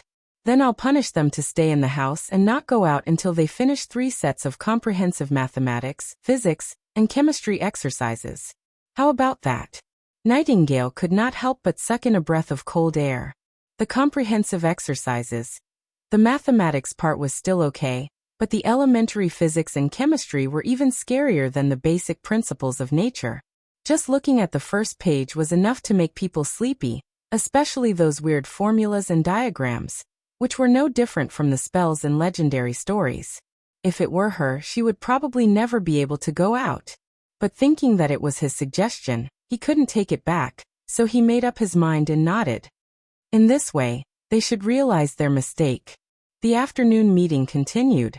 Nightingale guarded behind Roland until dusk. The general framework of the second-level City Hall and the first-generation candidates were finally decided. Perrault Hull was appointed as the chief executive officer of the Longsong area. In addition to managing the City Hall, he was also the Minister of Finance. His father, Earl Hull, was the Minister of Construction. He was the biggest winner among the nobles in Stronghold. Even Nightingale sighed inwardly. His Royal Highness really did not blame the Honeysuckle family for the assassination. This could be considered as an extremely fair and benevolent performance among the lords. As for the heads of other departments, some outstanding nobles were appointed. They used to be baron or knight, and were not qualified to participate in high-level government affairs. They were very excited about His Royal Highness' appointment, and expressed their willingness to serve His Royal Highness for the rest of their lives. Although it sounded like the truth, Nightingale knew that once the situation changed and Timothy and the church overwhelmed the western region, they were likely to forget their vows. Before the meeting was adjourned, His Royal Highness emphasized 2 employment principles. The department could use family manpower, but the proportion should not exceed 30%. At the same time, the files should be sent to the Superior City Hall for filing. The other point was that regardless of whether or not family manpower was used, the salary would be paid by the City Hall. Anyone who violated this rule would be punished as a criminal. Nightingale was not interested in these contents and kept yawning. She only cheered up when she saw Maggie fly into Longsong Castle with Earl's spear on her back. After the dinner, they followed Earl Elk to Shio's residence. It was an ordinary bungalow in the castle district. The room was so clean that not even a piece of paper was left. Obviously, Shio was prepared and had destroyed all evidence before the operation. Shio needs to stay in the castle district during the day, so we only need to reproduce what happened at night, the prince told Summer. I need to check everything he did from the time he contacted the former patrol member, Mons, to today in this room. I want every scene. Countess Spear summoned a magic channel and connected Maggie and Summer together. Summer, who had temporarily gained enough magic power, began to retrace the details of every night. Shio seemed to come back to life. Sometimes he sat by the fireplace, meditating, and sometimes he wrote something on a piece of paper. Soroya recorded all of this. On the 4th day he sat by the fireplace as usual, but this time there was an emblem in his hand. Wait. I think I've seen this thing before. Roland's voice sounded a little surprised. Draw it and let me see. The emblem was quickly drawn on the paper with a magic pen. It was about the size of a thumb, and was a round gem polished into the shape of a button. Both sides were engraved with the standard symbol of a tower and a spear, which was a typical royal emblem. Is he Timothy's man? Nightingale couldn't help asking. Roland frowned and said nothing, as if he was thinking about something. After a long time, he shook his head slightly. No, this is a token of Wimbledon 3. You mean your father? Ren asked in surprise. Isn't the king already under the control of Prince Gerald? Perrault was also surprised. When I was a child, I saw this emblem on the desk of Wimbledon 3 and asked him what it was. He said that each gem represented a warrior loyal to the royal family. And the more gems there were, the more stable the throne of Wimbledon would be. Her Highness sighed. It seems that Shio is the secret pawn the king placed beside Duke Ryan to monitor the movements of the entire western region. Then why did he attack you? Ren was puzzled. Maybe Timothy found the list of gems and passed down the assassination order. For them, the emblem means everything. No matter what order it is, they will carry it out. I see. Nightingale looked at the assassin formed by the magic illusion. He stared at the emblem for a long time and finally threw the gem into the fireplace. He looked a little disappointed, but at the same time relaxed. Perhaps in Shio's eyes, this order also meant freedom. However, after figuring out the reason, Roland didn't show a relaxed expression. Instead, he looked at the fireplace with a solemn expression, and didn't look away for a long time. Late at night, after Summer fell asleep, Nightingale quietly sneaked into Roland's room. Ever since she was scolded by Vindy, she hadn't done so again.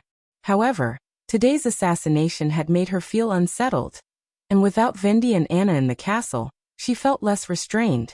Looking at the sleeping Roland Wimbledon, she slipped out of the mist and quietly walked to the bedside. She leaned over and kissed his forehead. You're tuning in to the Li Mei's Wuxia Whispers YouTube channel. We're so grateful for your support, and don't forget to subscribe to join us on this incredible journey through captivating stories. Your generosity through donations truly makes a world of difference, as it's the primary source of revenue that allows me to expand and enhance this channel for you. Thank you from the bottom of my heart for being a part of this adventure.